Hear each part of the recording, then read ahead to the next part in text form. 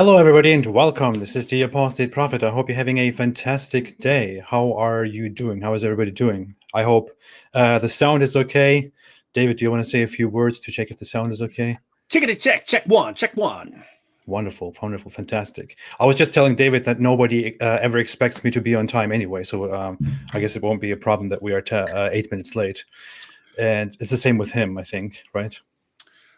Yes, someone normally makes me late, either you or Sam Shamoon or That's fantastic. Anthony Rogers or something. It's good to have reliable friends like these in our lives. Wonderful. Okay, so we are here today to talk about the topic of Muhammad's prophecies and want to go through them and destroy them. Of course, we will not be able to go through all of them, but we will go through some of them and talk about them. We may come back for this again in a different stream. But before we go into all of that, first off, David, people probably don't have any idea who you are, because why would anyone know who you are? So please introduce yourself to the public. David Wood. I make dope videos. That's about it. That's how I roll. It's my life. That's it. Yeah. That's pretty much it. Yeah, that was not very. I'm not satisfied by this at all, but I guess we have to accept the situation as it is. But thank you. I have attached David Wood's a link to David Wood's channel in the comment section. He's not very much known. People don't know him yet very much. Yeah, trust me. You guys are gonna want to check out that channel. Yeah. He's not as popular as I am, and not as good as I am, but he is trying, and he's really working. He's a hardworking YouTuber individual, and I wish him great deal of luck. That said, David, yo, you said yesterday that the FBI visited you, right? Oh yeah, that was cool. Do you want to talk about that? Well, it's yeah. So I mentioned in the short little video that I posted that over a period of years, it's clear that some people, some police officers, some people in Homeland Security are actually paying attention to what's going on and stuff. So, that's cool, but they never tell me directly that they're aware of anything going on. So yeah, they never come right up to me and say, "Hey, we're watching, your back because there's some bad stuff going on," or something like that. But it's clear they're aware of stuff, but then they don't even tell you. But yeah, so yesterday the FBI came right up and knocked on the door and told me that after a video in which I started eating the Quran, which that actually started in a live stream with you and Abdullah Samir, but I don't even know which particular video they were talking about, because I've done it in a couple videos now. But they said a video of me eating pages of the Quran. They said that led to some calls for violence, and those calls for violence got to some very bad people. So I don't know who they're talking about, but it was kind of funny. It's like, wait, there are people who are calling for violence, and those calls for violence, whom I would say are being made by bad people, got to some very bad people. So that's cool stuff. It's interesting. I actually had a meeting with the FBI. I don't know. I don't even know if I was supposed to say this, but I guess there's no problem with it. But about a month ago or so, because I was in contact with them before about everything that is going on, about what I am doing. So I met with them about a month ago with two officers, and we talked about a bunch of stuff. I wasn't really taking the situation that seriously, but I was giving them all kinds of information, like the messages that I received, the death threats, the responses, public and private responses, several figures who incite very violent and terrible responses, dangerous responses, and they really wanted to have every single piece of information from me about these individuals, public or private. And they even brought up names by themselves. They know of certain people among these public Islamic apologists and preachers that you would think are not very relevant, but that the FBI is aware of and kind of follows and tracks, in America or in other places. So they talked to me a little bit about those, because they knew that I had contact with them. And they also made sure to tell me to just keep doing what I'm doing, and not to endorse it, but to just say, you have every right to do what you're doing. This is your right, your freedom. Don't let them stop you. And I just felt amazing. Right? It was such a wonderful feeling that the authorities are there and saying, hey, don't let them stop you. Just keep doing what you're doing. You're fine. Yeah, that would be cool if like some jihadis were showing up and they're about to kick your door down, and then like the FBI swarmed in and just slapped the crap out of them and stuff. You know what I mean? That would be fantastic. Let me answer a quick comment here. Sure. Pi 1960 says, Act 17 apologetics. Have other Christian apologists and ministers distanced themselves from you since you started to eat the Quran, etc.? No, not really. The people who would distance themselves from me had already distanced themselves from me a long time ago.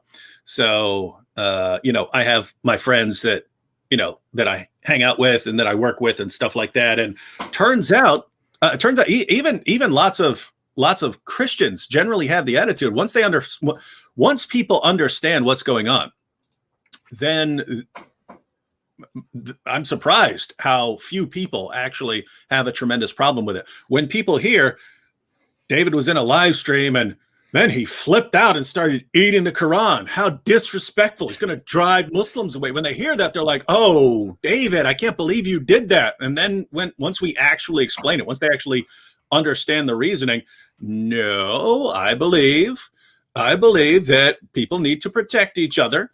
And that if someone is launching a campaign, an online campaign of harassment and abuse and threats of rape and torture against women, you make them stop if you can. Well, we can, because the Quran actually gives us a method, Surah 6, verse 108, of making them stop. Now, the only thing that hasn't happened is Hijab, as far as I know, hasn't taken down old tweets, but the dude stopped immediately. His fans, they all stopped as soon as we started ripping up the Quran and eating the Quran. They're all like, "Whoa, we were really, really sure you guys were not going to do anything back. We were really sure you weren't going to implement the Quran against us." Because guys, this is basically what you have in the historical context of Surah 6, verse 108. The pagans were happy to live alongside the Muslims with no problems. The Muhammad and his companions kept insulting the pagans, insulting their gods and goddesses and so on. The pagans kept trying to negotiate. Hey, can we work something out to where you stop with the insults against our gods and goddesses? Muslims said no. Finally, the pagans said, look, if you don't stop, then we're going to start heaping abuse on your God and your prophet. And then the revelation came down. All right, stop. If what you Muslims are doing is going to lead to them insulting what you hold sacred, then don't do it. Notice it's not, hey, don't insult their gods and goddesses because that's mean. It's don't do it if it's going to lead to your insults towards your religion. So this is laid down in the Quran. Well, what happened there is Allah just declared, hey, if Muslims are crossing some lines with insults and abuse, you can make them stop. And here's how you make them stop. So in a strange way, AP, we're actually honoring the Quran more than the Muslims here, because we're implementing the instructions, the manual of Allah himself. And once you break all that down and you say, hey, wait a minute, you always have fringe people. We have them in Christianity. You have them in atheism. You have them in Islam. You have weird people way off on the fringe. Right? When someone from way off in the fringe starts doing something, you don't start blasting away at the position or something like that, because it's a weirdo. This was coming from mainstream popular apologists. That's what was different. There have always been Muslims threatening my wife. That's always been happening. Right? Now it was, hey guys, let's all do it, and we're calling for it in public, and we're the rising stars of Islam, and we're calling for this new change and so on. And so they put that out there. That's the sort of thing you say, I can let you slide on a lot of things. I'm not letting you slide on that. And if I have a way of stopping you, I'm going to stop you. Once you actually lay that down, most Christians are like, they're sending these veiled threats of rape and torture against women, and you have a way of stopping them. Yeah, you go ahead and stop them. And I really don't care about I really don't care about their book. So I don't care if you eat it. And by the way, that is the common response I get from Christians when I'm sitting with a Christian, like, going to a conference or something like that. I'll sit down and say, hey, what do you think about that situation? Because you haven't said anything about it. You haven't even brought it up. I said, here's the situation. Here's what I did. What do you think about that? And I don't care about their book. So, I mean, if it's going to help you make them stop some stuff, I don't care. And the issue is really, it's not fringe Muslims, as you said, but That's what I mean. moreover, more than that, I mean, it is the popular Muslim apologists who make these things, who make this mass abuse and terrible words, terrible threats against us and our families and relatives and people that we know.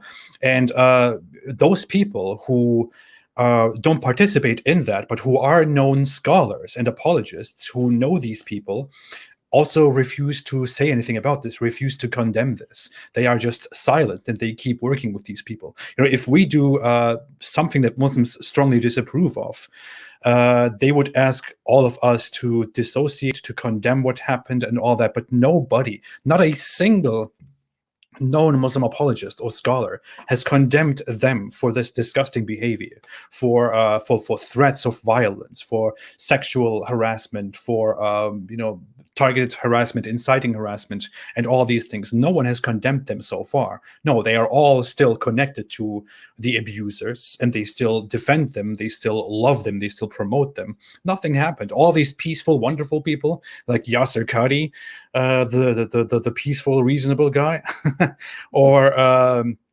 Mufti Abu Layth, who happens to be a modernist hypocrite, or many others, these Hamzas or whatever they are called. Nobody has condemned this stuff, and people know that this is happening. People know that these known Muslim apologists are out there harassing and literally threatening people, inciting harassment, approving of the killing of people, making veiled rape threats, and nobody has said a single thing. And this is just, how does this make Islam look? It doesn't make Islam look good. And it is completely normal that we respond in a much more harmless way, which they take very strongly, which is to desecrate the Quran. And if it needs to be done, it will be done again.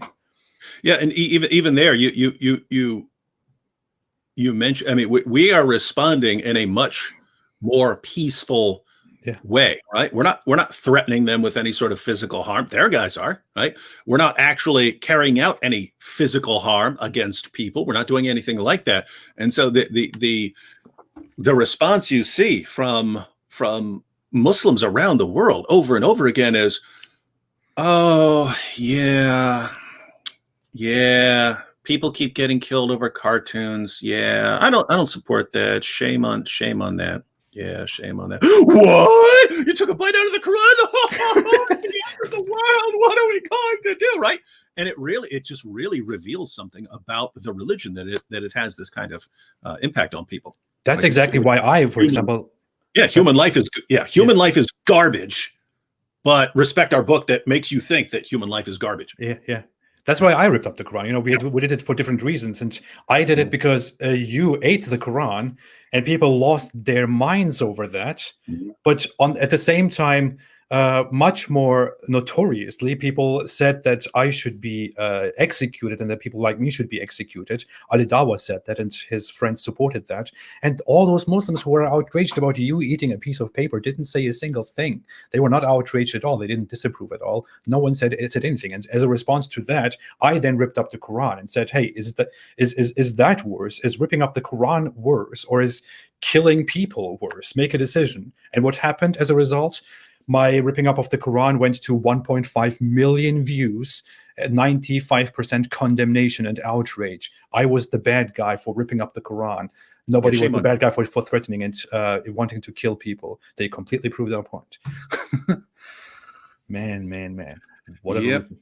Yeah, what a religion, man. What a religion.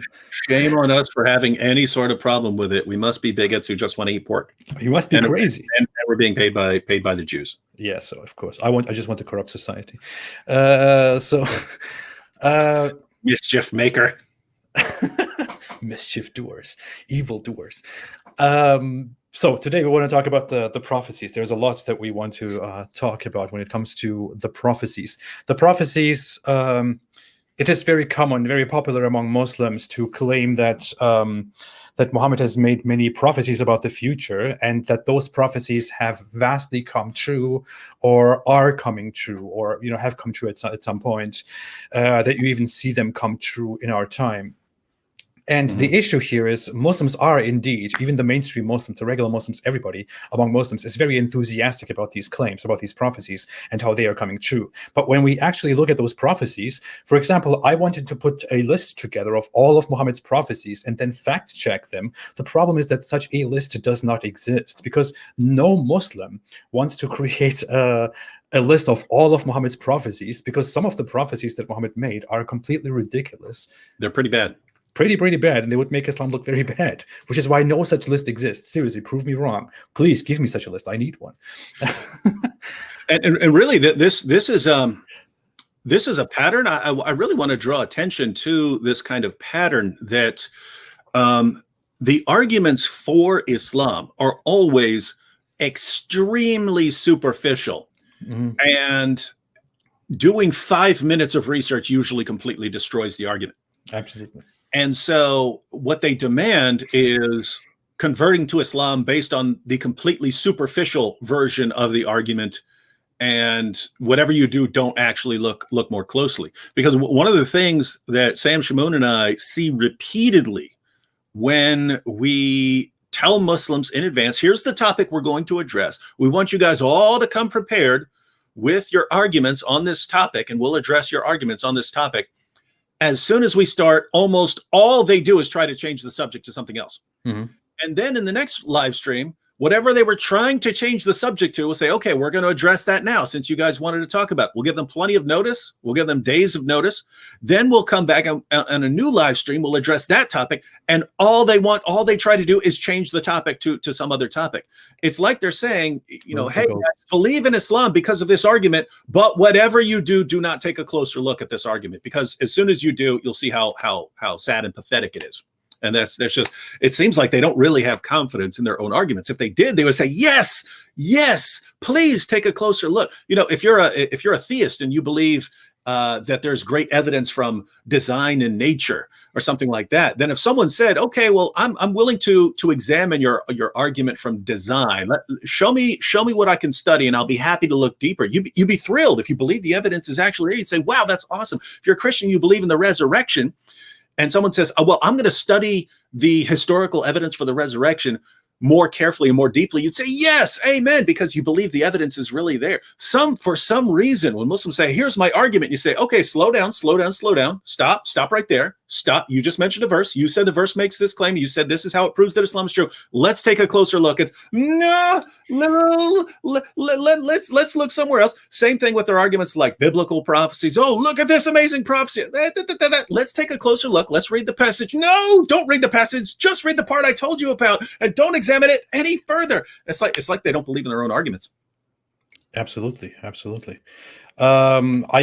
This is, I think, one of the reasons why I have been challenging people these people. They have been talking about me and my arguments and about you forever, these Muslim apologists, and I have been now challenging them to just have a debate with me for a few months now, and I know exactly that I'm making a debate challenge which they will not accept, because the debate challenge that I'm making is not that we are debating Islam versus something else where they can then attack Christianity or atheism or the Bible or whatever it is.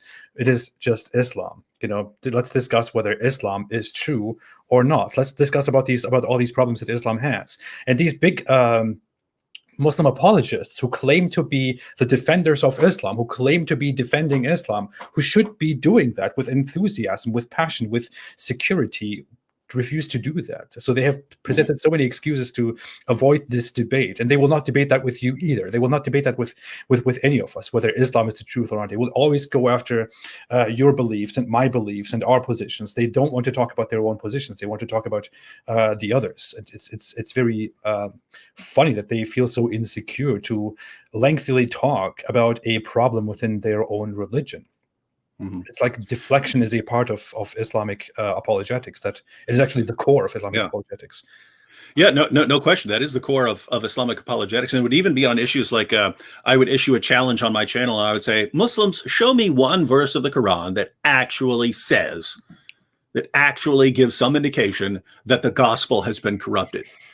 It's one clear verse, one clear verse. And I even upped the stakes. I said, I will recite the Shahada. I will convert to Islam if you can show me one. And then they would flood the comment section with all these verses, not one of which comes within 1,000 miles of saying that the gospel has been corrupted. A bunch of their apologists would make videos, but as soon as we would say, guys, great, we're going to spend all week. We'll spend the entire week. All your apologists are welcome to come and join us. All of you who are making these comments in the comment section, we're willing to have you join us live. You can all show us. They don't want to come near it, right? It's like, hey, let me give you a verse that kind of sounds like it could be saying what the meaning that we're putting into it, but no, we don't want to actually discuss it live with you because we know you guys are going to read the passage and completely destroy what we're saying. And for real, it seems that your average Muslim on the street, really believes that these arguments hold some water, but they don't know enough about the issue to want to dig into it deeply. And so they want to avoid a deep dive, as Yasser Qadhi would say. But your Muslim apologists, I really believe they know they're lying. I really, really believe that on a lot of these issues, they know they're making stuff up. They have to know that they're being deceptive. There's no way they don't on some of these issues. And so they want to avoid the deep dive because they know it will destroy the argument that they're using. And so it's just, man, it's pathetic. It's a pathetic I'm just always stuck at the best argument, the best Islamic apologetics argument ever made in the history of Islamic apologetics, which is that people have not witnessed the moon being split in two because people were sleeping at night. And that was powerful. That's powerful. I'm ready to recite the Shahada right now. That's so powerful. I can't forget. I still want to. It comes from a place of compassion and pity that I don't make a video about just that defense. It's like it is such low-hanging fruit. I could just make a video about the dumbest Muslim argument ever made and could just respond to that single issue of this guy Fard saying that people didn't witness the moon splitting because people were asleep at night. I could just make a brief video about that, and it would be pretty big. It would be pretty good, and it would be very embarrassing. But I just feel the sense of pity. Like I feel like, do I really want to do that? Do I really want to get into that position and watch these people embarrass themselves in such a bad way? I just can't get that through me. It's like my heart doesn't want to do that. Hey, you got Islam critiqued here. Hey, Colin, a while back, like 2 months ago or something, I mentioned an interesting collaboration project between you, me, and the Apostate Prophet. You said you were busy that week. And then I got sidetracked by eating the Quran and all kinds of other stuff. But I got an awesome idea. It'll be dope. It'll help your channel blow up. So that's amazing. Send me a message. We should jump on that because that's an easy one that will have a massive impact. My genius plan. That's why I keep saying Allah's not the best of plotters. I'm the best of plotters, dude. Right? I'm the worst. I'm not the best. I'm just like Allah. If I claimed that I was the best, I would be just like Allah. I would be claiming that I am the best, but I'm actually the worst. But I openly admit that I'm the worst of planners or of plotters because I'm actually honest, not like Allah. But greetings to Islam Critiqued. He has a great YouTube channel, good content, but I don't want him to steal the show and to distract from us right now. Dear Islam Critique, please keep your words to yourself. We don't want to lose everyone's attention and focus their attention on you. We have something important to talk about right now, which is, by the way, people who don't understand sarcasm, I'm very sorry for always doing this, but I'm being sarcastic right now. Sometimes I don't really give it away. So we want to talk about the prophecies of Muhammad. I'm sure you have some prophecies in your mind that you definitely want to talk about. I have prepared some. They're usually very trivial things like that earthquakes will increase and killings will increase and people will build high buildings and all those kinds of idiotic prophecies. High buildings, tall buildings, people will compete. Yep. It's happening right now. See, He said it. He said it. He did say that. Fact.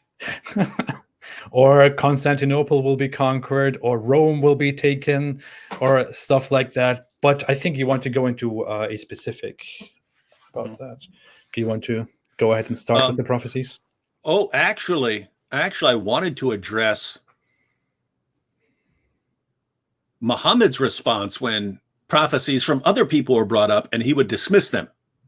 Oh yeah, should So we should actually mention that right ahead before we. Yeah. So guys, the general idea here is that it was brought to Muhammad's attention that other people were making predictions about the future, and their predictions and prophecies were turning out true. So the question came to Muhammad, should we believe these guys are prophets and so on? And he said, no, you don't. Now, in theory, AP, I told you I'm not used to this technology, but in theory, I have the ability to share. 1 second. Let me see if I can get a passage up on the screen here. Let's see. We got share screen. All right, we're going to share screen. Application. Oh, cool. It gives me a bunch of choices here. All right. There we go. Yeah, it's pretty dope. What do I got to do? Oh, there we go. Did that work? That did work, yes. Okay, so here we have Sahih al-Bukhari, 5762. 5762. And it said, narrated Aisha, some people asked Allah's messenger. I'm just reading this one as an example. There are a bunch of these. There are a bunch of these in the hadiths. Narrated Aisha, some people asked Allah's messenger about the foretellers. So people telling the future. He said, they are nothing. They said, oh, Allah's messenger, sometimes they tell us of a thing which turns out to be true. So sometimes these guys are making predictions and prophecies about the future, and they turn out to be right. How can we dismiss them? How can you say they're nothing?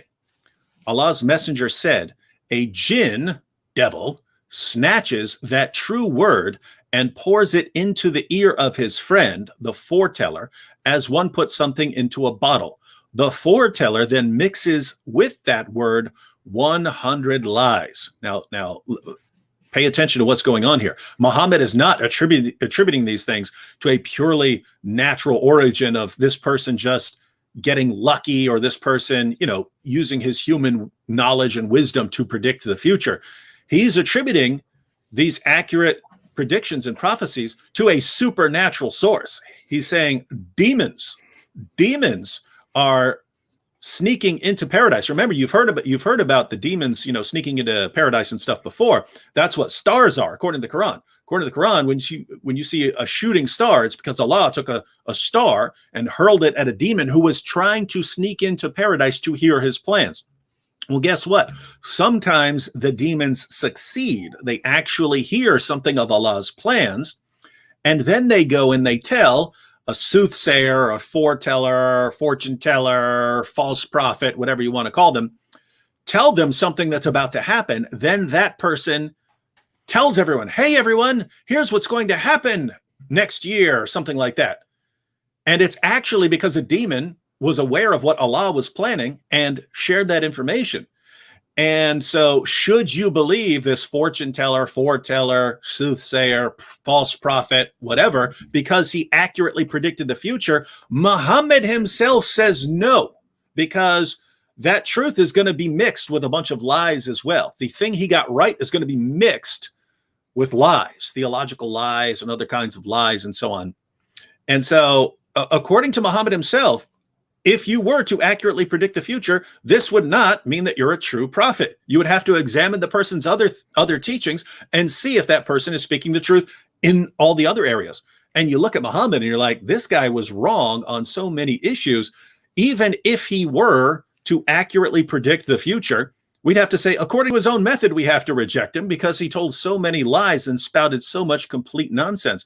And so here's what's really strange. This is what you call ladies and gentlemen, this is what you call an even if, but in fact response. You say, even if A, but in fact B, right? So even if Muhammad were to accurately predict the future, according to Muhammad himself, you shouldn't take him as a prophet because of that, because you could be getting that from a demonic source. You could get accurate information about the future from demons. So you don't believe in that guy just because he predicted the future. So even if he predicted the future accurately, you shouldn't believe in him just because of that. But in fact, Muhammad didn't predict the future accurately. The handful of arguments that Muslims give, the examples they give of Muhammad predicting the future, are pretty terrible. And there are all kinds of other passages which they're not going to happen. And so he was definitely wrong. So multiple problems.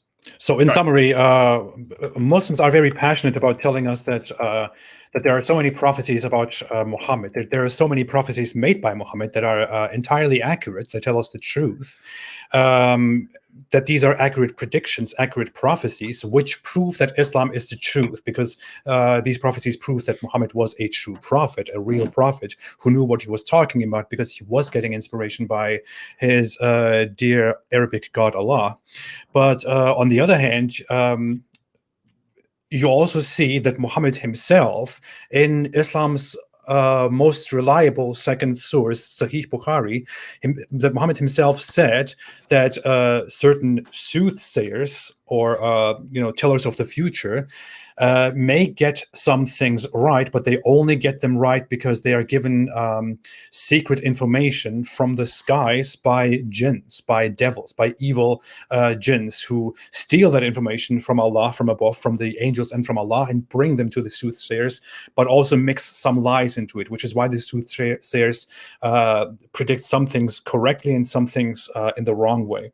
So Muhammad here says that soothsayers, or people who are not prophets at all and who are actually unreliable and sinful and evil, may make accurate prophecies, but that just because they make accurate prophecies, you should not trust them, because they are actually committing evil. Now, when you look at that, how can we look at Muhammad and his prophecies and not conclude that Muhammad was also one of those evil people? So why is it that we are to trust Muhammad because he prophesies and he gets things right, but Muhammad himself also eliminates every other prophet by saying, well, those people actually get it from an evil source. Those people get it from an evil source. But when I get it, it's true. But when those people get it, it's just from the devils. But when I get it, it's from Allah. Definitely. Yeah, that's why a lot of people didn't get Sam's response when he was debating Dr. Shuaib Syed, or no, Dr. Syed Shuaib, when the doctor brought up these supposed mathematical marvels. Now, my inclination would be to show that this is actual stupid nonsense. But Sam's response after Dr. Shuaib gave a bunch of examples of these supposed mathematical marvels, instead of going through them, or more accurately showing you can get these things anywhere, right? You could pick any book and go through there and find, oh, look at this. Oh, look at this mathematical marvel, and so on. And there are even Muslim websites that debunk this. These mathematical marvels and so on. But Sam's response was just, great. So demons did it. Now prove to me that it was God and not demons. And so people are like, what? Sam's just going with Sam's not responding to it. He's just saying it's demons. Yeah, because that was Muhammad's attitude, right? Muhammad's attitude was, hey, you're doing some amazing stuff. You're predicting the future, whatever it is. Well, guess what? There are demons at work, and the demons can be really, really smart and have knowledge that comes directly from Allah, and they can use that when they're inspiring their false prophets. And so you shouldn't believe them, according to Muhammad himself. So he's basically, again, using Muhammad's dismissal of false prophets against Muhammad himself. I really found it, I always found it ridiculous, even when I was a Muslim myself, when I look at people trying to prove Islam right by vague prophecies and by mathematical miracles or stuff like that. I always thought, seriously, man, we're supposed to rely on this. It's a very strange thing to prove your faith with. But quickly, I want to respond to a few super chats, because when I leave them to the end, I never go through them. Arthur L made a super chat of 10 New Zealand dollars and said, but here is my advance, since I will most likely miss this session. God bless your work, AP and David Wood. Thank you so much. I appreciate it, Arthur. Another super chat, Hecatus Creditus, made a super chat of €5 and said, Khabib versus Gathi. I have no idea how to say his name because I don't follow these sports. In a few hours. Predictions, we know who the Dawa team supports. Do you follow this stuff I at all, mean, Dave? not so much. I would usually, I would usually follow the heavyweights back in the day, but I'd have to go with Khabib. Oh yeah. I can't predict oh, by the way, this is actually hilarious Oh yeah. because I'm saying, hey, I predict Khabib, but if I'm right, I'll say I'll actually have better evidence that I'm a prophet than Muhammad had for anything, right? Because their main prophecy is this prophecy that the Romans have been defeated, but they will be victorious soon. And you're like, wait a minute, these guys are in this war. The war's been going back and forth for a long time. You're saying, oh, they lost now, but they're going to come back. And that's their top prophecy from Muhammad. And as we'll see when we actually look at it, my goodness, you cannot have an argument with more flaws than this one. You can't. It can't be done. You can't have an argument with more flaws than this one. But even if they were right about everything, it was, hey, the Romans and the Persians, they're fighting, but the Romans, they lost this battle, but they're going to come back and they're going to win a battle. Wow, hey, yeah, seriously. I mean, people are fighting. Yeah, Pittsburgh just beat Cleveland, but in a few years, Cleveland will beat Pittsburgh. Oh my goodness. It'll eventually happen. It might be 10 years down the road, but it'll eventually happen, right? You're a prophet. And then I'm a prophet. I'm a prophet, man. Wow. Prophet. David Wood is a prophet. David Wood is a prophet. Hindu historian made a super sticker and said, Hindu historian, sorry for speaking so fast, made a super sticker and said, hey, you. Thank you, Hindu historian, for always being here. Muhammad Al-Habash made a super chat of $2 Canadian and said, I'm David Wood, the Quran eater. And nice. Hindu historian made another super chat of $20 Canadian and said, Happy Navratri. Is that a Hindu holiday? I'm not familiar with it, but if so, yeah, happy. It's pretty disrespectful for you not to be better informed. I'm very sorry. I will try to inform myself better. Let's stop this live stream. Let's end this live stream then, and I will inform myself better, and then we can come back into the public and keep talking about stuff. I don't want to look like an ignorant person and be disrespectful to our dear viewers. Just kidding. Okay. You wanted to talk about the Roman thing, right? Actually, do you want to go into something else? I can talk about these. I can talk about these prophecies forever. I can talk. Oh yeah, I would like. I wanted to respond to one quick comment I just read. Okay, go ahead. Is that good? It'll be quick. Because I think it's coming from a Muslim. Abrar Bin said, David Wood, can you answer to my question? Bible, Matthew 13:57. Jesus says he is a prophet. And then a bunch of skull and crossbones. Abrar Bin. This goes back to what we were saying about Muslim arguments being extremely, extremely, extremely superficial.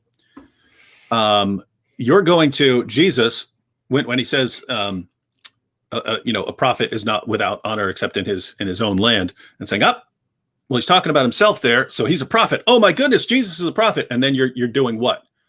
You're giving a Muslim interpretation of a prophet, right?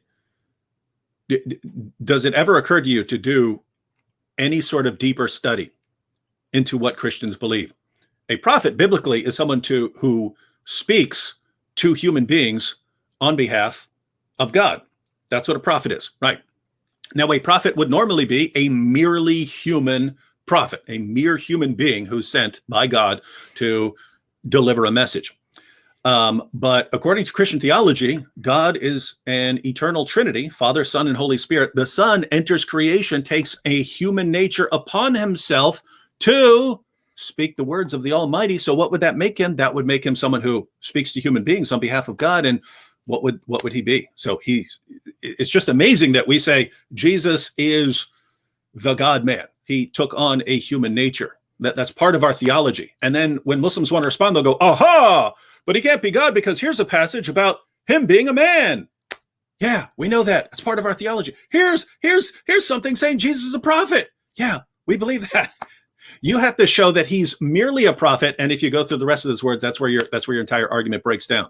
But what your leaders are going to say to you, what your apologists are going to say is, hey, look right here.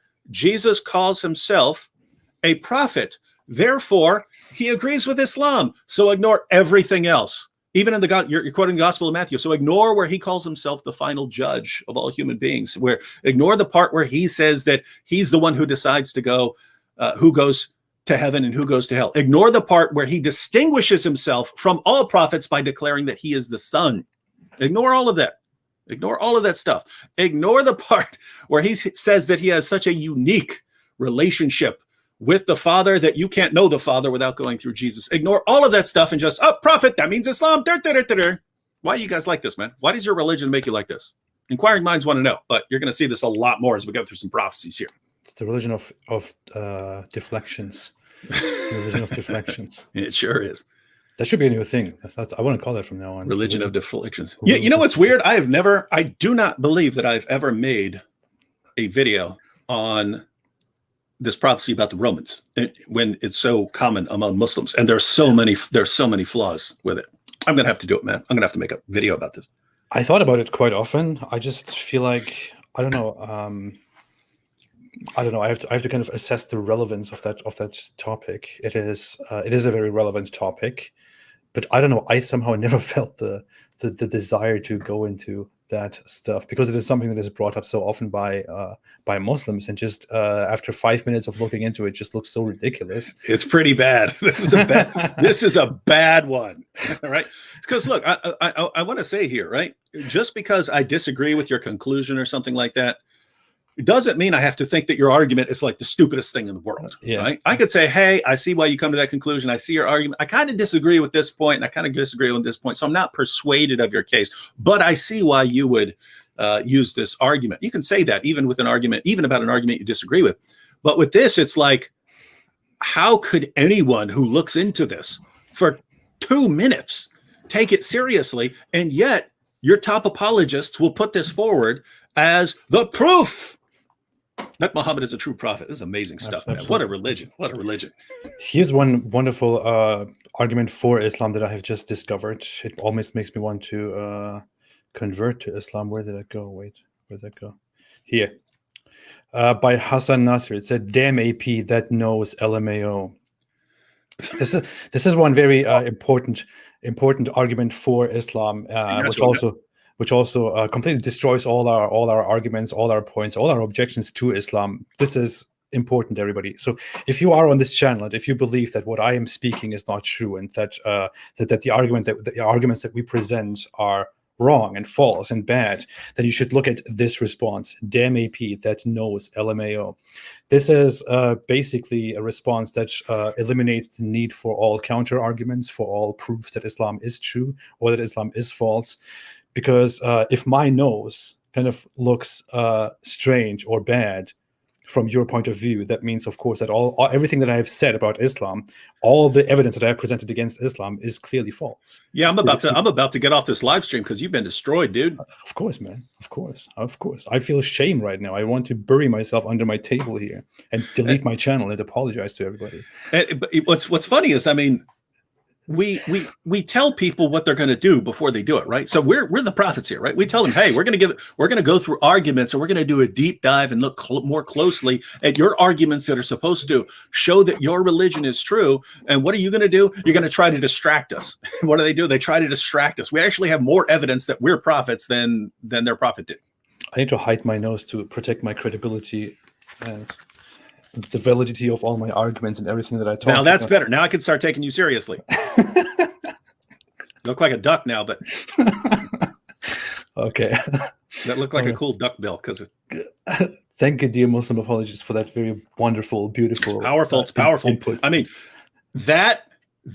the nose response combined with hijab's golden showers response. I mean, it's basically the conclusive proof that Islam is true. Now, if you toss in some threats and some doxing with that, and some threats to kill apostates in Muslim countries, my goodness, man, it's like mathematical certainty. What are we doing here? What are we even doing resisting this awesome religion?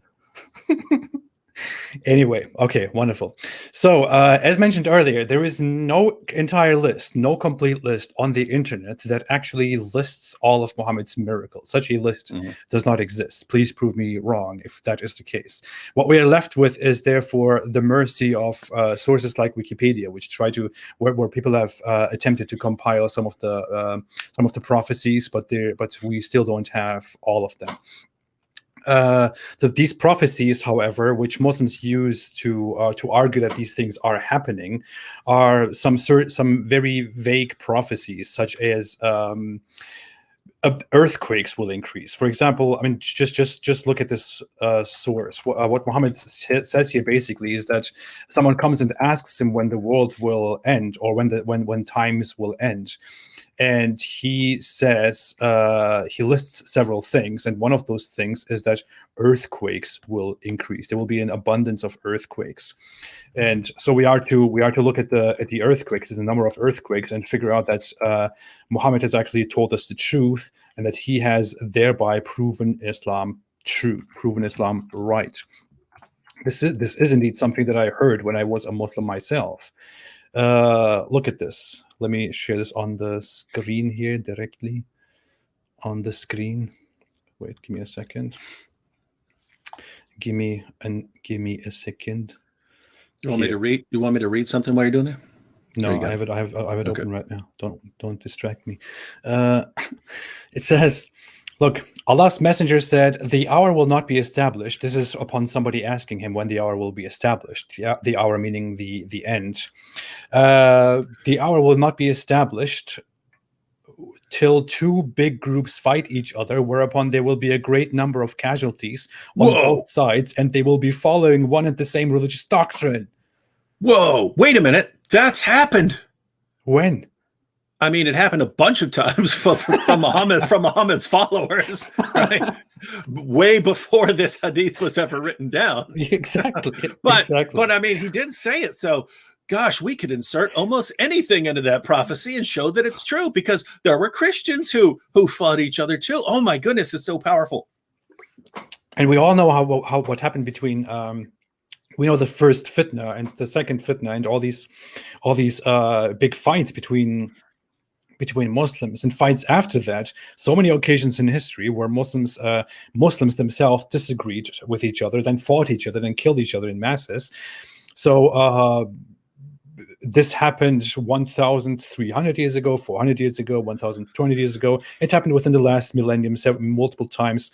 So if we just look at this, we have to say, well, Muhammad said this, he made this prophecy, so this must mean that he is a true prophet because he made a true prophecy. But how is this in any way a prophecy? How is this big? I mean, how is this great? How is this awesome, amazing?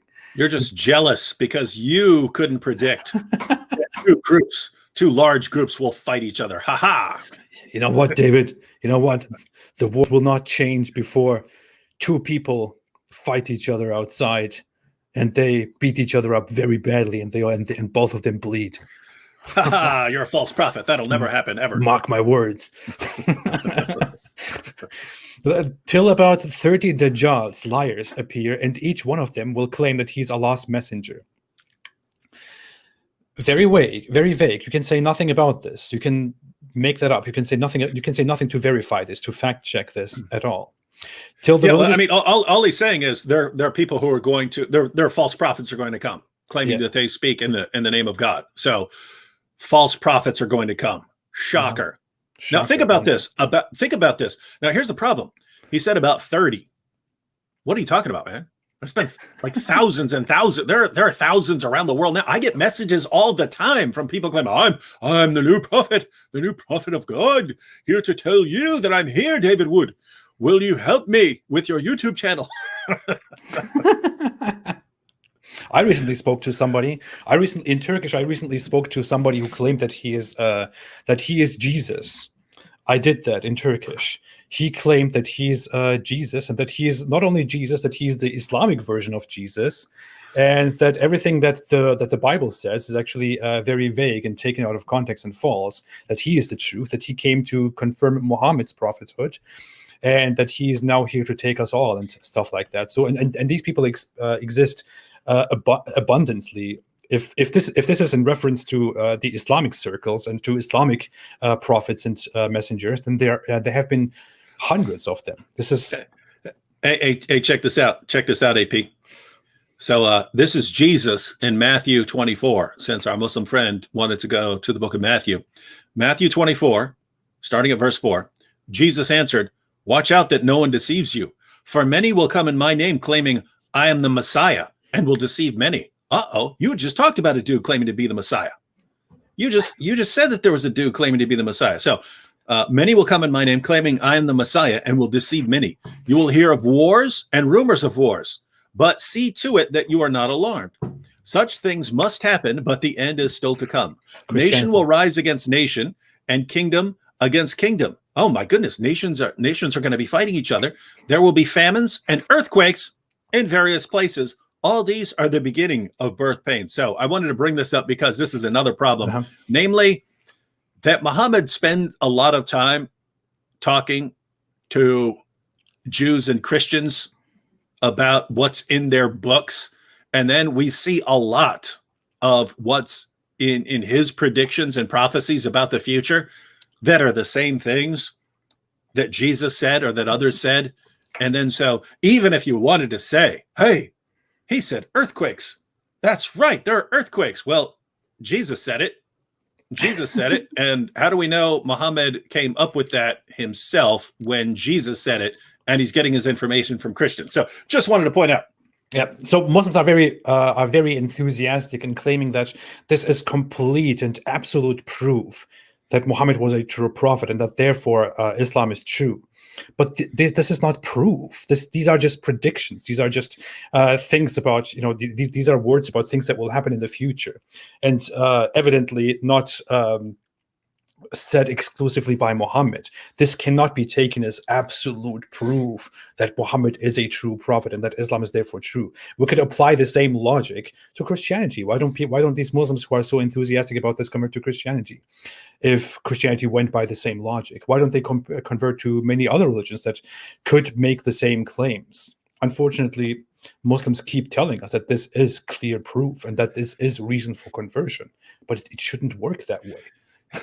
Hey, I want to respond to one quick comment as well, because it's such an important evidence that we're prophets, right? So Abdullah Ibrahim said, David, Islam, like drinking wine, is forbidden. So notice he just said, Islam is forbidden. He said, Islam, like drinking wine, is forbidden. So, okay, Abdullah Ibrahim, you just said Islam is forbidden. So Islam is haram. Nice. And Christianity forbids eating pork in Islam. Wait, Christianity forbids eating pork in Islam? The same is forbidden in Christianity.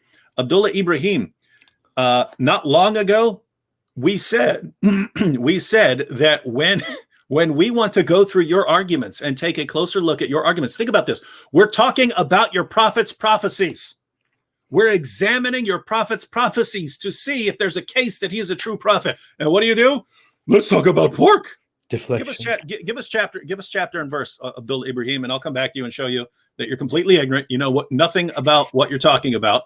You know nothing about the Bible because you mindlessly get your information from complete moron apologists like Zakir Naik, who are absolute deceivers, who know they're lying and lie to you. Why? Because they know that you will mindlessly believe any ridiculous nonsense they say. Go ahead and show us chapter and verse where Christians are told, do not eat pork and do not drink wine. Show those, and we'll see what happens. And after I show that you have no idea what you're talking about, then you will be the conclusive proof that we are prophets, because we said all you'll try to do is distract us. All you'll try to do is distract us from actually examine the evidence that your prophet is a true prophet. Why do you do that, man? Why don't you want us to do that? This is amazing stuff, man. What a religion, dude. But you know what happened there? We were inspired by devils. It was jinns who went up to the heavens. They gave us the info. Yeah, they gave us the info. They said a Muslim will come here soon and he will try to deflect from the topic.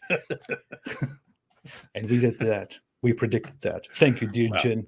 You know what? You know how that happens, by the way, everybody. As Muhammad explained, that happens by these jinns. These jinns who are creatures that are made of fire, who exist in a parallel universe with us humans, who are also judged and go to hell and heaven. Some of these jinns go very evil, and they just become very sneaky little people, and they decide to ascend and go up to the skies, through the heavens, go up and secretly listen to Allah and angels during their high assembly, and try to hear secret knowledge about what is going to happen on the earth. They try to snatch and steal that knowledge and quickly come back to earth to give that knowledge to people. But on their way, while that is happening, some angels notice them. Some angels notice these sneaky jinns. And what do they do? They take the stars in the sky and throw the stars at those jinns. Gotta get those jinns. Yeah, that's what the stars are for. That's why stars are up in the sky, as the Quran clearly confirms. Some of the stars are used to be thrown at rebellious devils who snatch information from Allah's high assembly above. So when you see a star move at night, sometimes that just means an angel just threw a star at a devil. That's what that means. Let me go ahead and deal with this. It's so hilarious. And you would think that Muslims who are coming to argue would know the basics of the basics. Here you have Zinad Ahmed, who said, "Isn't it said that it's prohibited in Leviticus? That's why I asked where Christians." Oh my God. Where Christians are commanded, right? That's why I asked where Christians are commanded. Because now watch all the problems here, Zinad Ahmed.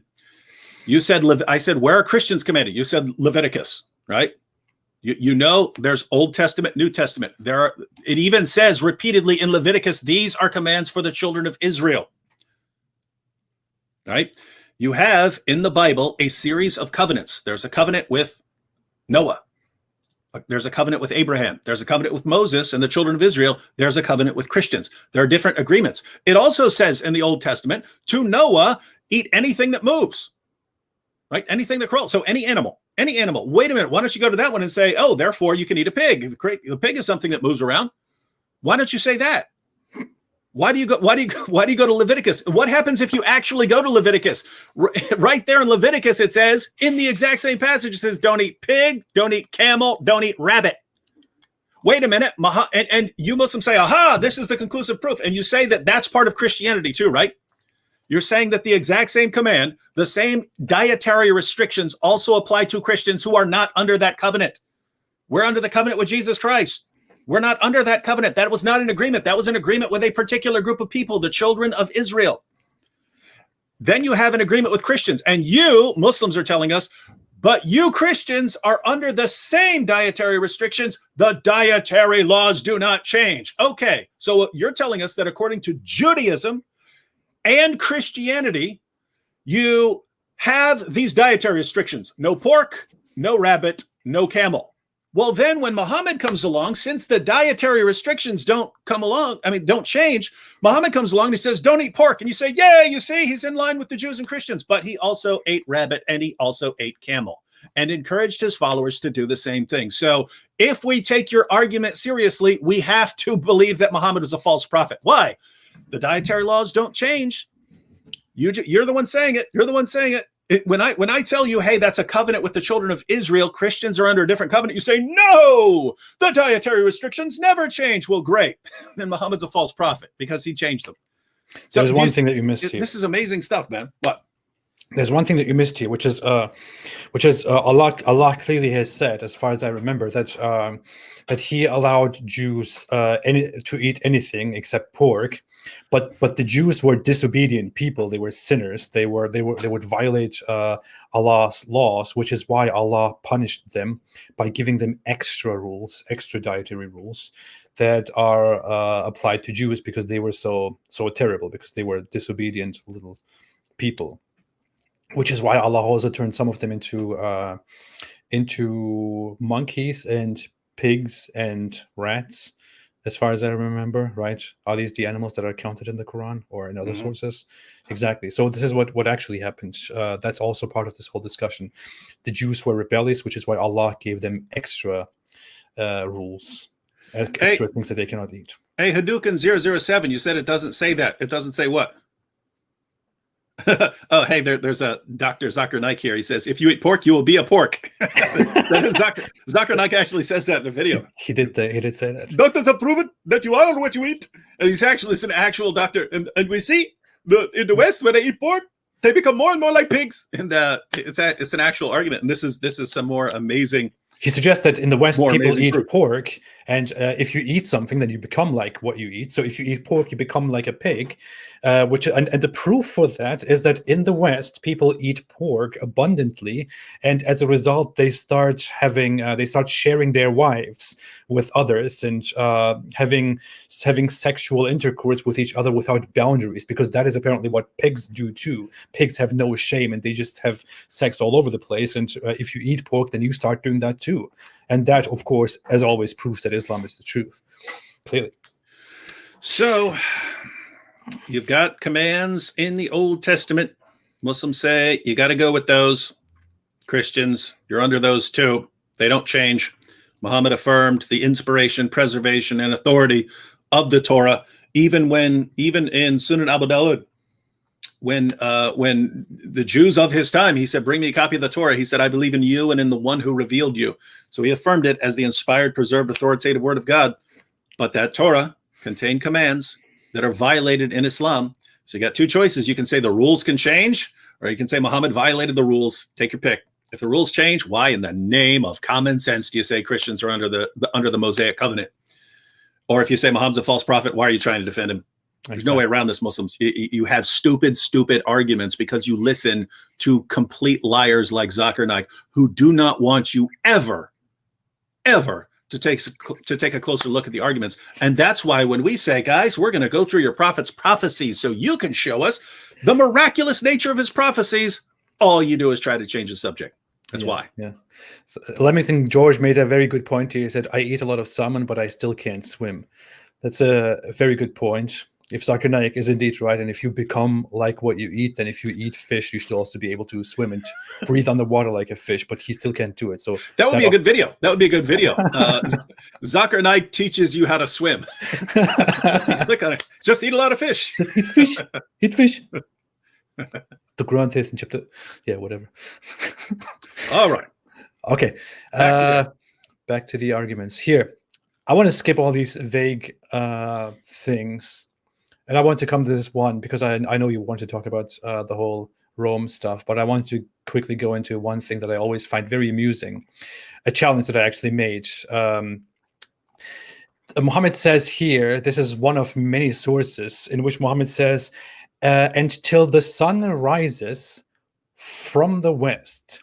So when the sun will rise and the people will see it rising from the west, they will all believe, embrace Islam. But that time will be the time when Allah has said, no good will it do to a soul to believe then, if it believed not before nor earned good. And the hour will be established while the two men spread a garment and blah, blah, blah, blah, blah. So one of Muhammad's major prophecies, this is actually one of the main prophecies of the end of the world. And this is something that like every Muslim probably knows, is that the sun will literally rise from the west one morning. So one morning we will all wake up and what will we see?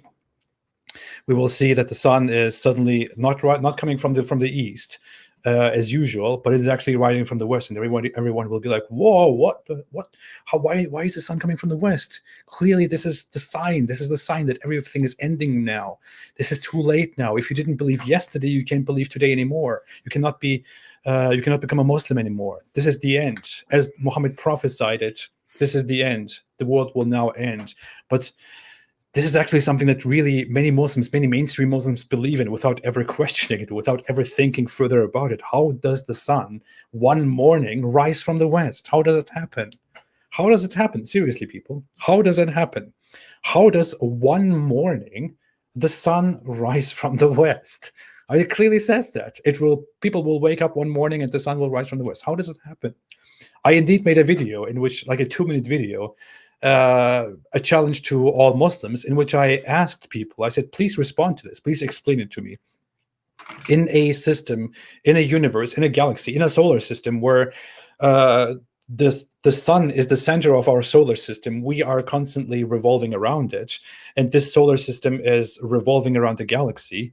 And the sun is not going anywhere. It is always there at that one spot in our solar system. And we are constantly revolving around it, which is how day and night happens, which is how it is always night and always day somewhere else.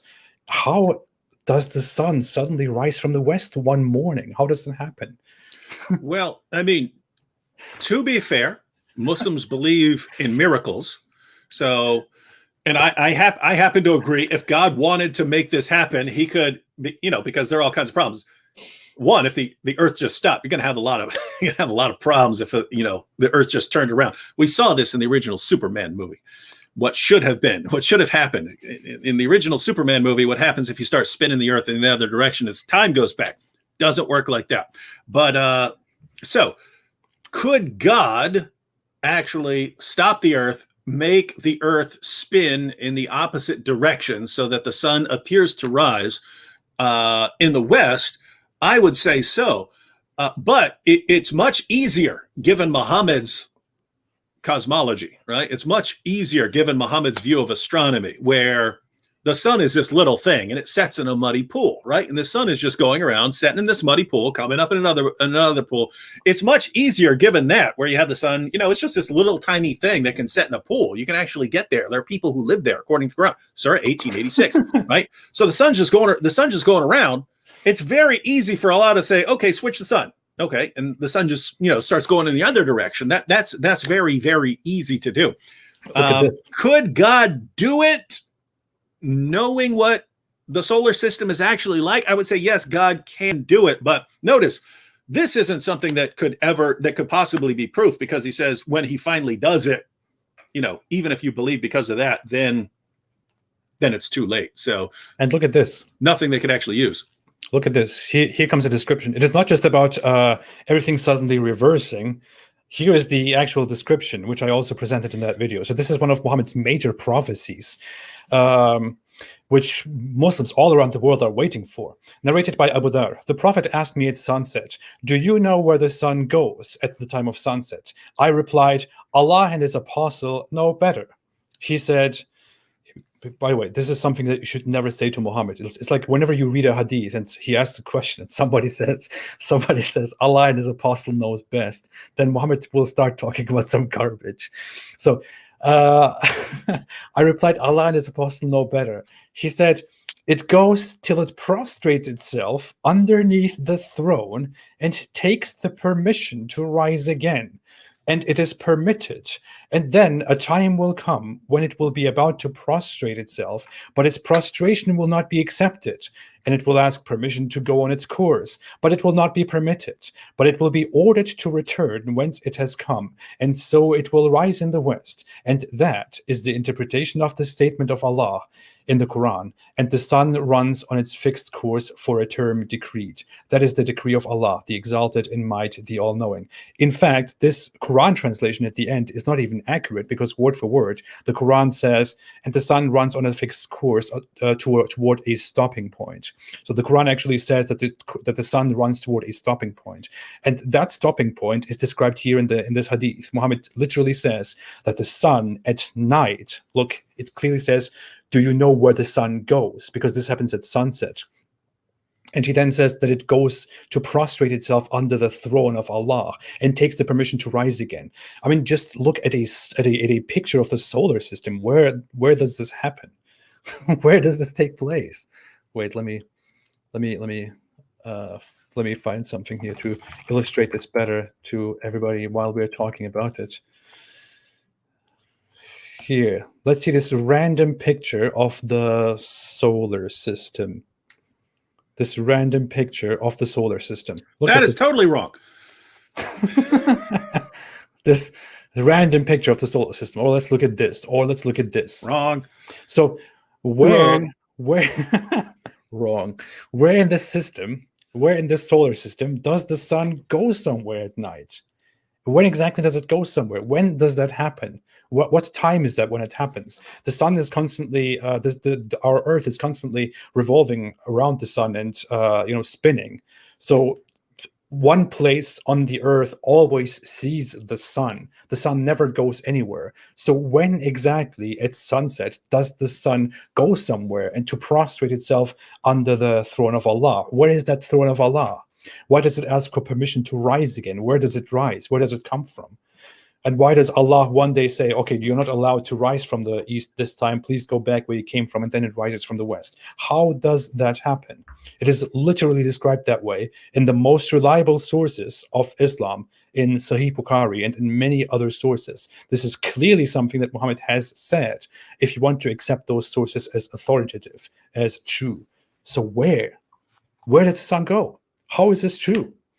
Dear Muslims, if we are to trust Muhammad's prophecies, if the prophecies are proof for Muhammad's prophethood, what are we to make of this prophecy? And why did no Muslim ever respond to my challenge about this?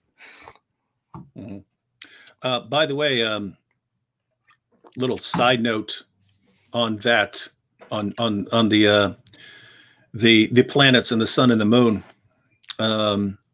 The Arabs, pagans of Arabia, were aware of 7 planetary bodies, and the planetary bodies are just, they didn't fit the same pattern as the stars, which seem fixed. The stars didn't seem to change position, but you had the sun, the moon, Mercury, Venus, Mars, Jupiter, and Saturn, which did not follow the same pattern as what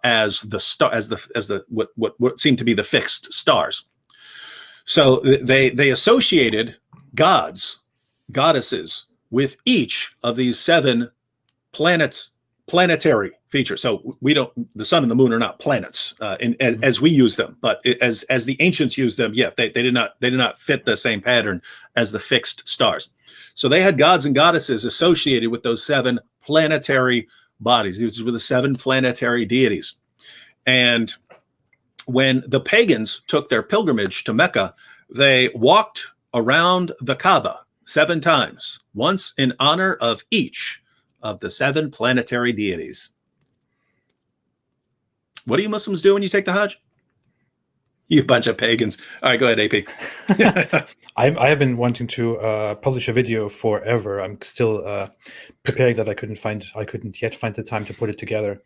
But it's basically about the pagan origins of Islam, in which I just briefly want to count with very clear sources how at least 10 of the major practices of Islam are completely of pagan origins that entirely contradict with the basis of Islam, with the basis of Abrahamic religion. The basis of Islam is Arab paganism with Abrahamic religion mixed into it, poured into it.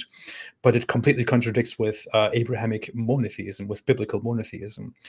And of course, one of those practices is the entire veneration of the Kaaba, including the circling around it and the kissing of the black stone at the corner of it while you are there. Those are all pagan practices that are based on the Arab pagan understanding of the world around us. Mm-hmm. That is true. Yep. Okay. That's all I wanted to say. Do you want to take a look at their most powerful prophecy? Oh, yes. Go ahead. Let's do it. Should we do this? Let's do it. All right, ladies and gentlemen, we're going to take a look at the most powerful prophecy there is in Islam. What's up? Let me do something quickly before that. Let me read it, just a few, like 2-3 super chats before we move on, and then I'll come to that. Yeah. Tales from a Nightmare official made a super chat of 50 Swedish kron and said, "Hey David Wood, I made a song for you about Mimi Hijab and his nurse Ali Dawa. Holes in the Narrative by Tales from a Nightmare. It's on YouTube. Check it out. Check it out." Holes in the narrative. Mickey Iso made a super chat of $2. I still don't know what that is. What does most merciful mean for Muslims? Seriously, man, we could have a whole discussion about that. But yeah, I would have to disagree there with David too. We would have to fight each other about that. So we will have to prepare completely differently for that issue. Sojkovic made a super chat of 100 Czech crowns and said, "Splitting the Quran, a miracle." that is the actual miracle of Islam. Absolutely. Thank you so much, Sojkovic. And Marilyn Murphy made a super chat of $10 and said, Deuteronomy 18:20, New King James Version, "But the prophet who presumes to speak a word in my name, which I have not commanded him to speak, or who speaks in the name of other gods, that prophet shall die." I have indeed mentioned this verse in one of my latest videos, in which I discussed whether Muhammad was prophesied in the Bible or not. I don't believe in the Bible, but that is one of the major claims of Muslims, that Muhammad is mentioned in the Bible. So I went to analyze that, and one of the major claims is that Muhammad was prophesied in Deuteronomy 18:18, or overall in the chapter Deuteronomy 18. But when you look at the chapter, it actually says many things that completely contradict with Islam, including that the Jews shall kill a prophet who presumes to speak in his in God's name. And they would have had every right to kill Muhammad in that case. No, he would have. If Muhammad had pulled that satanic verses stunt, ladies and gentlemen, I'm sure you're familiar with the story of the satanic verses, but Muhammad delivered a revelation to his followers promoting polytheism and prayers to pagan goddesses, because the idea was, yeah, even though you're praying to pagan goddesses, they're still going to take your prayers to the main God, and so they're okay. That was revealed as part of the Quran. That was Quranic revelation. Muhammad bowed down in honor of this new revelation in the Quran. His followers bowed down, and then the pagans bowed down too, because the pagans were overjoyed that Muhammad spoke favorably of their goddesses and so on. But so you had these pagan goddesses, and now all of a sudden you could pray to these pagan goddesses and they would take your prayers to Allah. Muhammad came back later and said, in effect, the devil made me do it. But what's interesting is, in the history of At-Tabari, volume 6, Muhammad said, I have fabricated things against God. Why is that relevant? Well, Deuteronomy 18:20 says, if you presume to speak a revelation in the name of God that God didn't reveal, or it gives a second criteria, if you speak in the names of other gods, as Muhammad did, in other words, if you promote polytheism, which he did right there, you'll die. Unfortunately for Muhammad, he was around a bunch of pagans, so they were just overjoyed that he was promoting polytheism. If he had done that during the time of Moses, Moses would have told the people to pick up stones and stone this dude to death. Why is this funny? Because Muslims claim to respect Moses. They claim that Moses is a true prophet. They claim to believe in the revelations of Moses. Well, the revelations of Moses say that Muhammad would have been executed. What? Which means what? It means that you don't really respect Moses or his revelations. What is this religion, man? What is it? I mean, my goodness, what a mess. Yep. All right. Somebody asked, how long is this going to be? We will probably talk about what David Wood wants to talk about here right now. And after we are through that, we will go into some super chats and questions, and then we will leave it here and probably come back again a different time, maybe next week, if David wants to discuss this topic and other topics further. So anyway, David, go ahead. Let's see. It actually, Did you just find out that Islam is the truth? No, it's not letting me go. I have these. I'll just go ahead and read the passage because it's not letting me do Safari here, and I have them up in Safari. It says I have to use Chrome, which I could look them up real quick, but I could just read these real quick. So, ladies and gentlemen, we're going to be just admitted Islam is the truth. Yeah, we're going to read.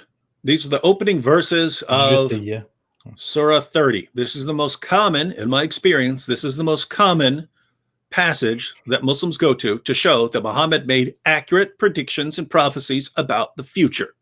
We've already seen that according to Muhammad himself, this would be no evidence for Islam being true, because according to Muhammad, demons and evil spirits and so on can reveal accurate information about the future. But this is the most popular one, so we want to take a close look at this. And what happens when Muslim apologists use this and you say, let's take a closer look? No, let's change the subject. All right, let me go and read this.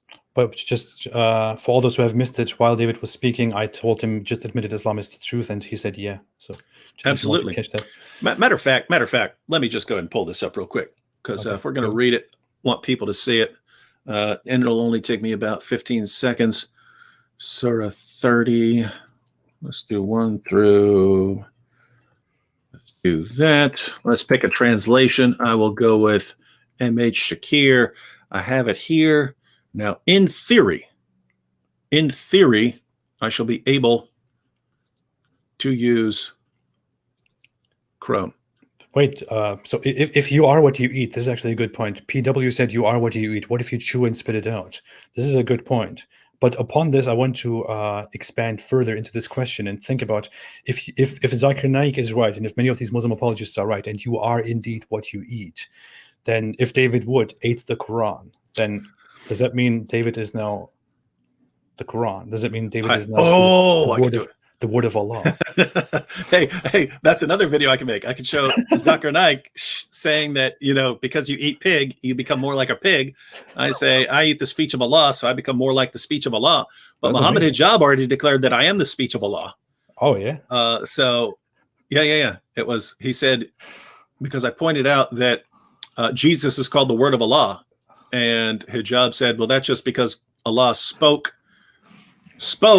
and said be, and Jesus came into existence. That's why it calls him the word of Allah. And I said, well, that's how Allah creates everything. He just says be, and it is. So that's how Allah created me. So I'm the speech of Allah. So I'm the word of Allah. So now I'm the word of Allah, who's becoming more of the word of Allah by eating the word of Allah. This is classic stuff. All right. I actually found out that if I click on application window, I can pull up Safari. So here we go. Amazing. I'm going to click share. Booyakasha. Did it work? Yep. All right, so here we have the Shakir translation. So verse 1, Aleph, Lam, Mim, the Romans are vanquished. The Romans are vanquished in a near land, and they, after being vanquished, shall overcome within a few years. Allah's is the command before and after, and on that day the believers shall rejoice. So, ladies and gentlemen, I recommend learning how to respond to this, because when you ask, hey, if Muhammad's a prophet, what did he prophesy? This, and again, in my experience, is the most common one.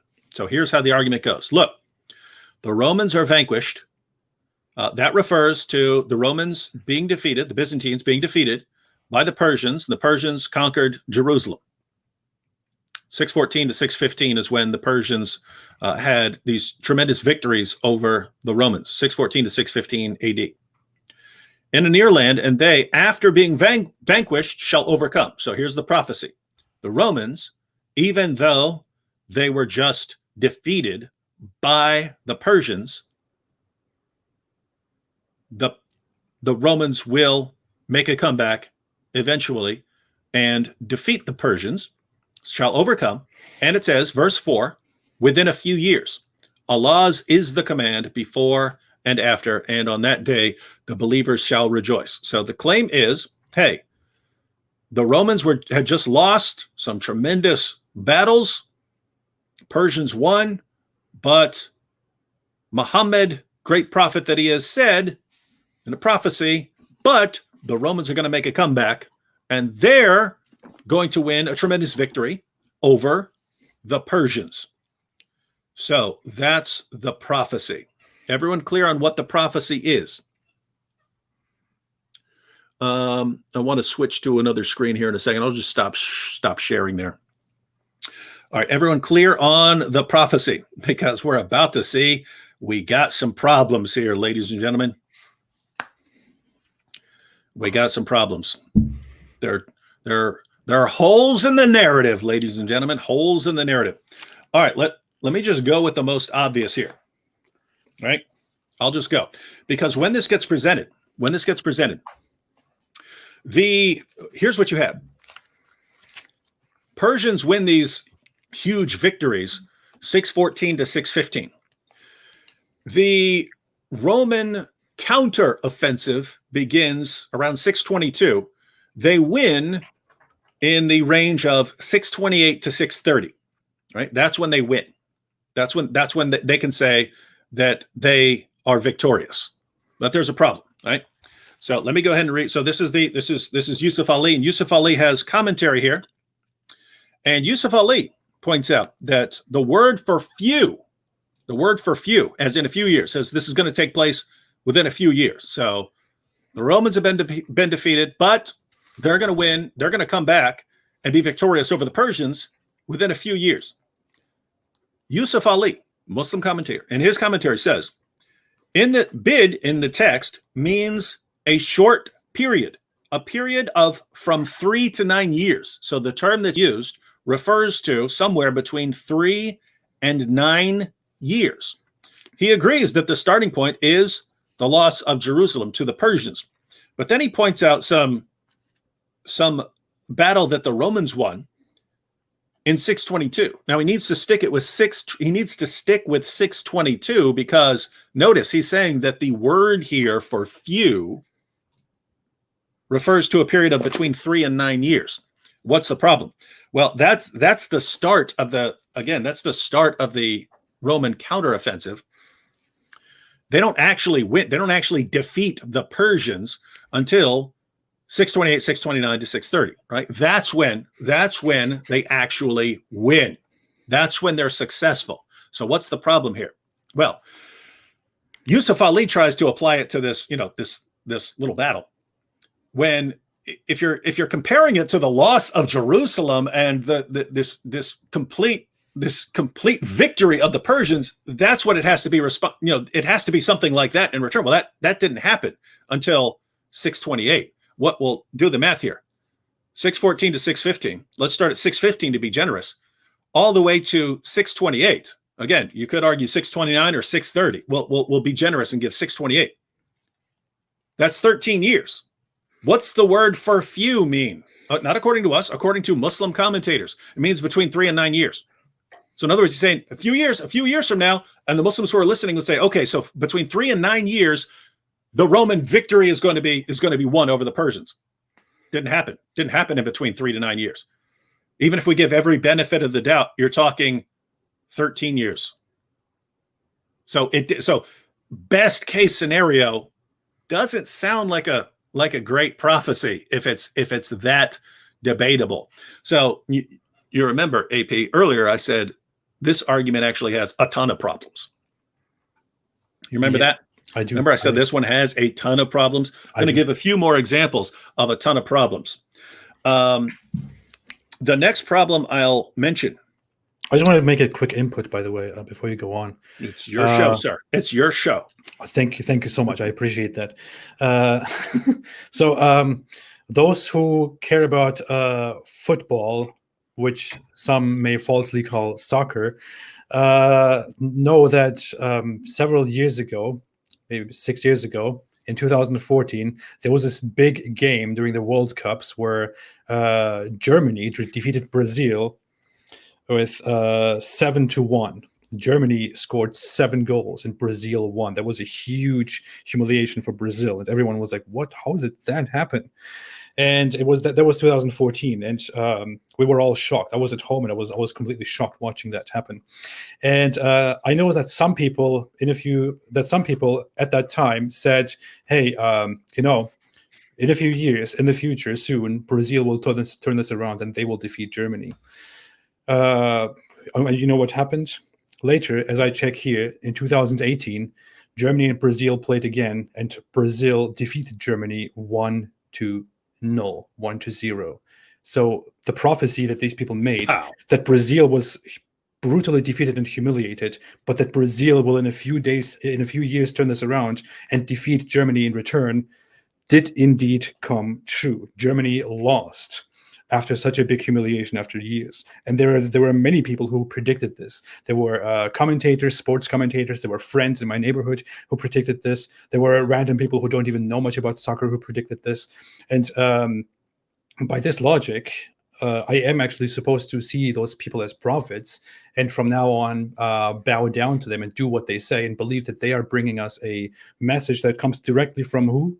Allah, through the angel Gabriel. This is how valuable such a prophecy is. And yeah, amazing. You can go on. Right. So we have that. So we have a couple of issues. One, saying, hey, the Persians won, but the Romans will come back and win when these two armies have been going back and forth for a long time. Not much of a tremendous prophecy, even if you were right. Basically what I just said, yeah. Yeah. So that's one. And then two, if we look at the word that's used, it's basically 3 to 9 years, and the victory didn't come. And when I say victory in 628, that's what your Muslim commentators are saying, that they are interpreting as the victory of the Romans. That's what they're getting. You can go to Tabari and your other commentaries. That's what they're interpreting as the victory of the Romans over the Persians, the victory of the Byzantines over the Persians, right?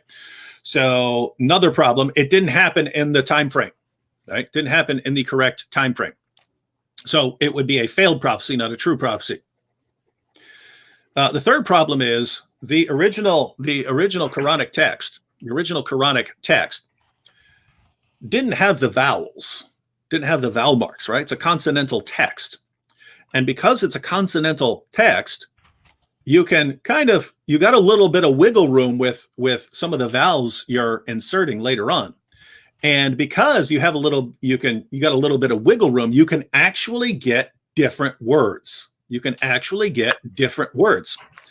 And so according to the Muslim commentator, Baidawi, he points out that there are variant readings. In other words, you've heard of this, right? You've heard of different readings of the Quran, AP? Yeah. That different Muslims in different places had different versions of the Quran. They call them Qiraat now, and they say, yeah, but they complement each other. Well, guess what?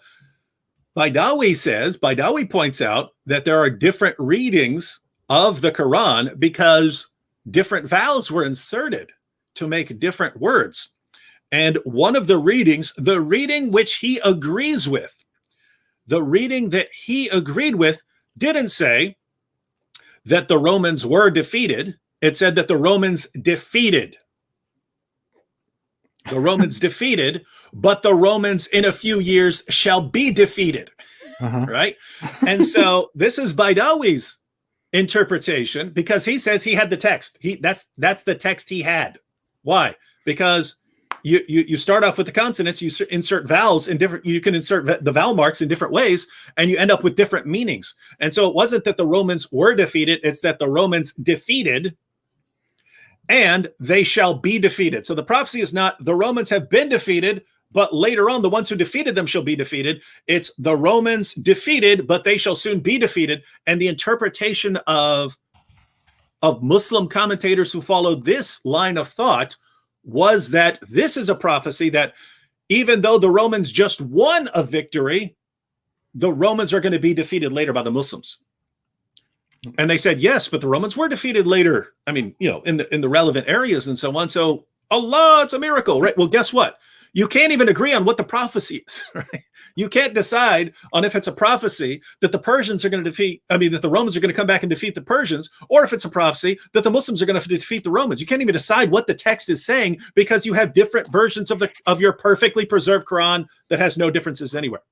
So some problems. But here, I will also point out, David, you're making all those Muslims run away. There were so many Muslims here during the stream who were saying all kinds of things, and I don't see one of them. I don't see a single one of them here. They've all gone. I just have one more point for them. They've all left. I just have one more point for them.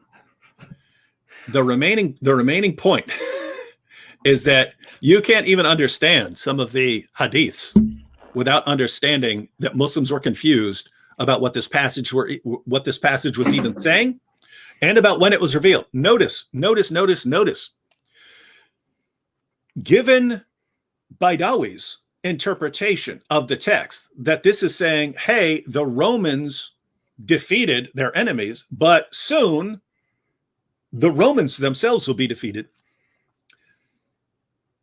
The revelation must have been given around 628, right? The revelation would have been given after the Romans achieved their victory, right? Because it's a prophet, because it completely changes the meaning. So again, quick recap. The traditional Muslim understanding is that after the Persians won a decisive victory over the Romans, Muhammad jumped in with his prophecy, aha, even though the Romans were defeated, they're going to come back and they're going to defeat the Persians. Well, problem. Other Muslims interpreted the text as saying that even though the Romans just defeated, in this case, the Persians, they're going to be defeated in return, but this will be by the Muslims, right? They interpret it that way. Well, if that's the case, then when it's talking about the Romans just defeated their enemy, this would be talking about 628. And so it would have been revealed then, right? Okay. Now here's what I wanted to point out. in the hadiths, you have passages that don't make any sense unless you understand how confused they were about when this was revealed and about the different meanings of these different readings of the Quran, because they had different Qurans. So let me pull up one passage here. This is from Jami at-Tirmidhi. Share my screen, share screen. I'm getting quick at this now, although I'm still slow. Jami at-Tirmidhi. Pow. Does that work? Oh, yeah. Wait. All right. So, ladies and gentlemen, Jami at-Tirmidhi. Jami at-Tirmidhi. I added this little image, by the way, which says "Stop, stop. He's already dead." We're not done yet. Problems. You're getting all kinds of problems. Jami at-Tirmidhi, 3194. Niyar bin Mukram al-Aslami said, when the following was revealed, Aleph, Lam, Mim, the Romans have been defeated in the nearest land, and they, after their defeat, will be victorious in bid years. And keep in mind,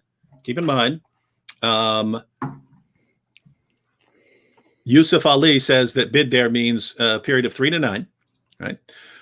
On the day that these ayat were revealed, the Persians had defeated the Romans, and the Muslims had wanted the Romans to be victorious over them because they were people of the book. So Allah said about that, and on that day, the believers will rejoice with the help of Allah. He helps whom he wills, and he is the Almighty, the Most Wise. The Quraysh wanted the Persians to be victorious.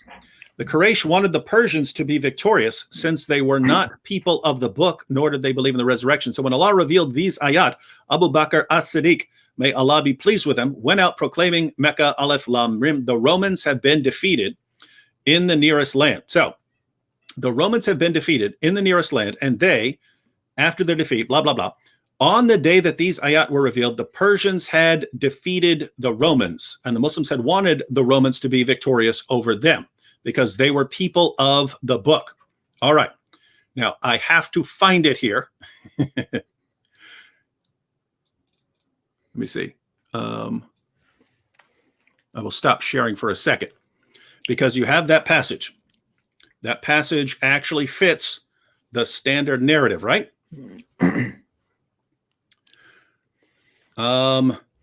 Hang on. This is actually going to take a second because I have to search for it. I had two passages. I'm showing the contradiction here. You have to really notice that this is the biggest prophecy of Islam. That this is the biggest prophecy of the Quran of Islam. That the Quran says the Romans have supposedly said the Romans were defeated, but they will defeat their opponents. Here we go.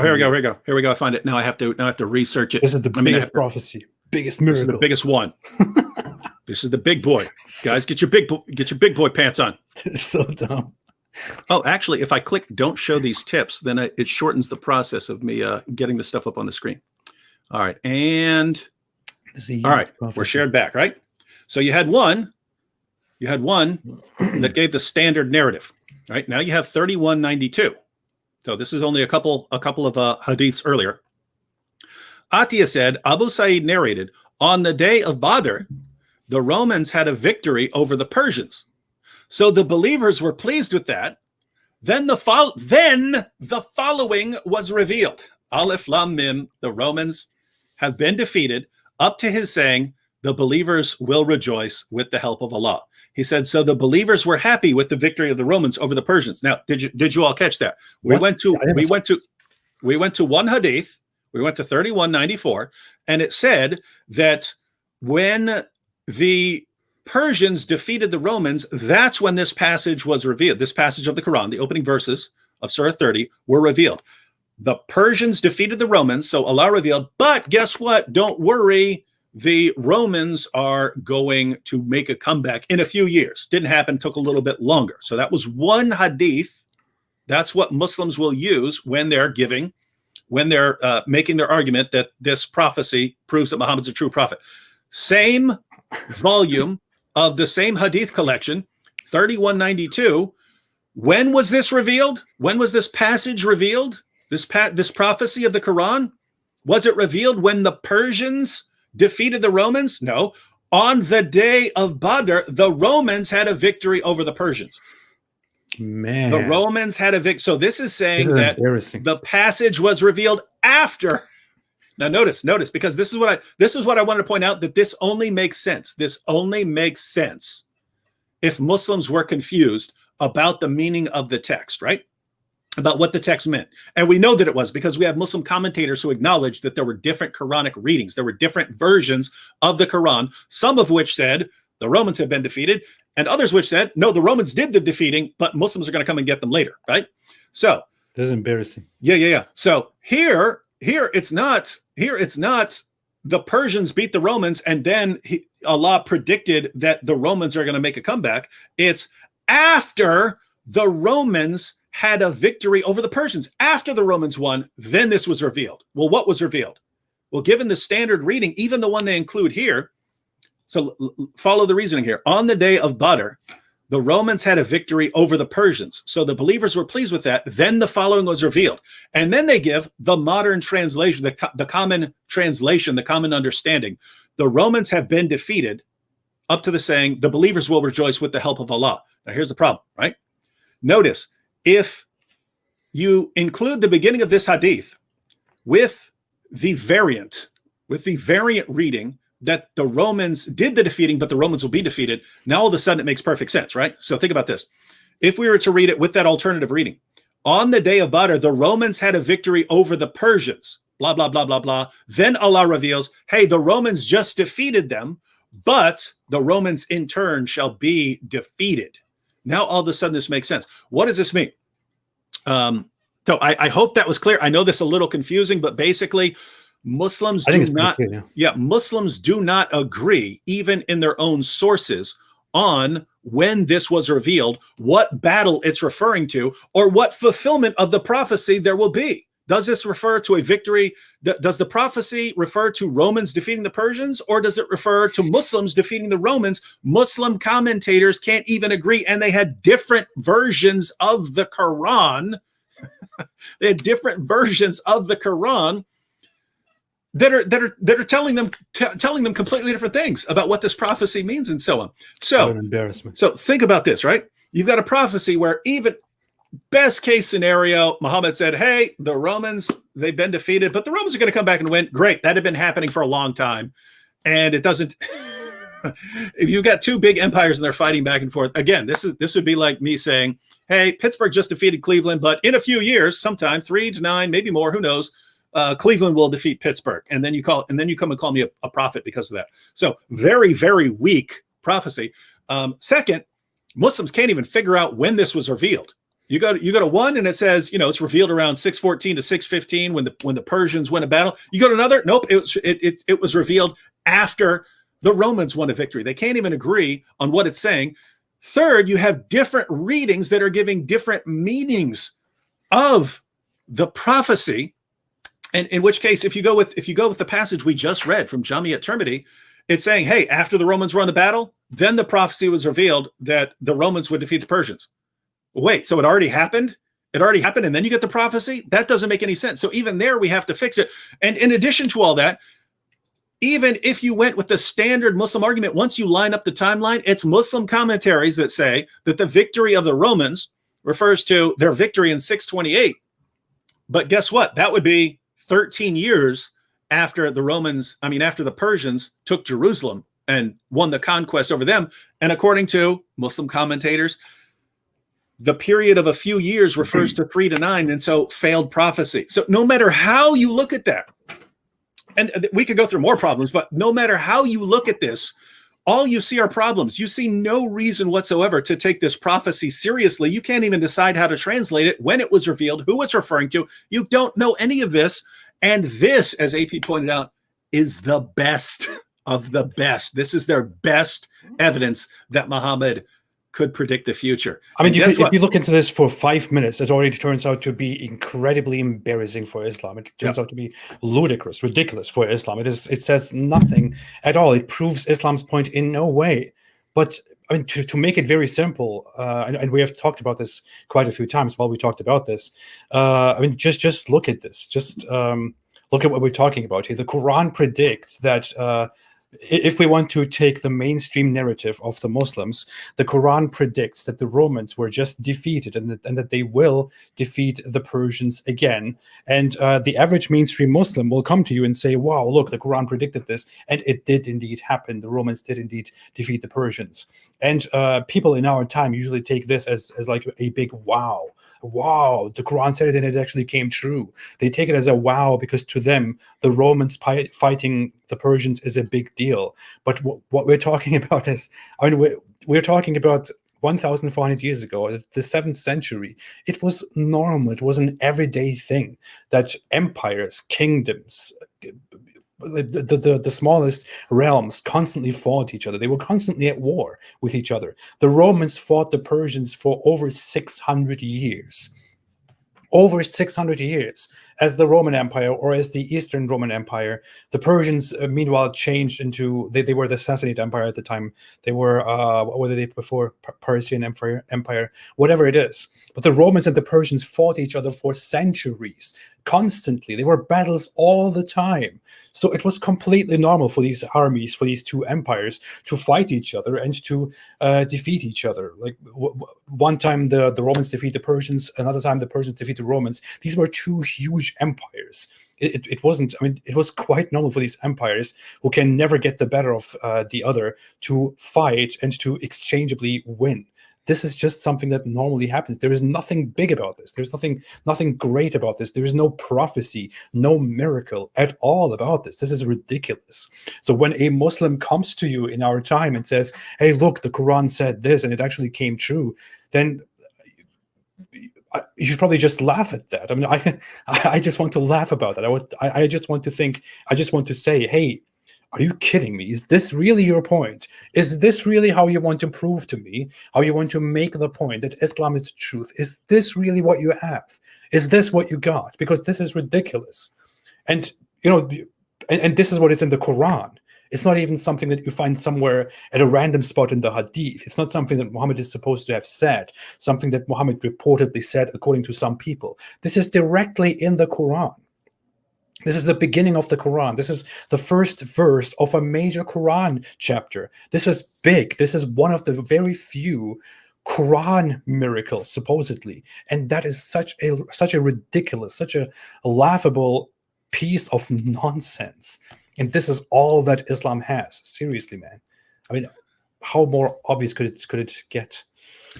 So even notice, even if Muhammad had made a very startling prophecy, according to him, it wouldn't be evidence that he's a true prophet because he could have been getting it from Satan. And then when you put it together with all the other problems, my goodness, this is one of the worst arguments ever offered by anyone for anything, for any position. And Muslim apologists will put this forward as a slam dunk argument that Muhammad's a true prophet. And you know what, Muslims, you Muslims who listen to your apologists, they won't tell you anything we just said. They won't tell you that your prophet said, hey, doesn't matter if someone predicts the future, you could be getting that from demons. They don't tell you that.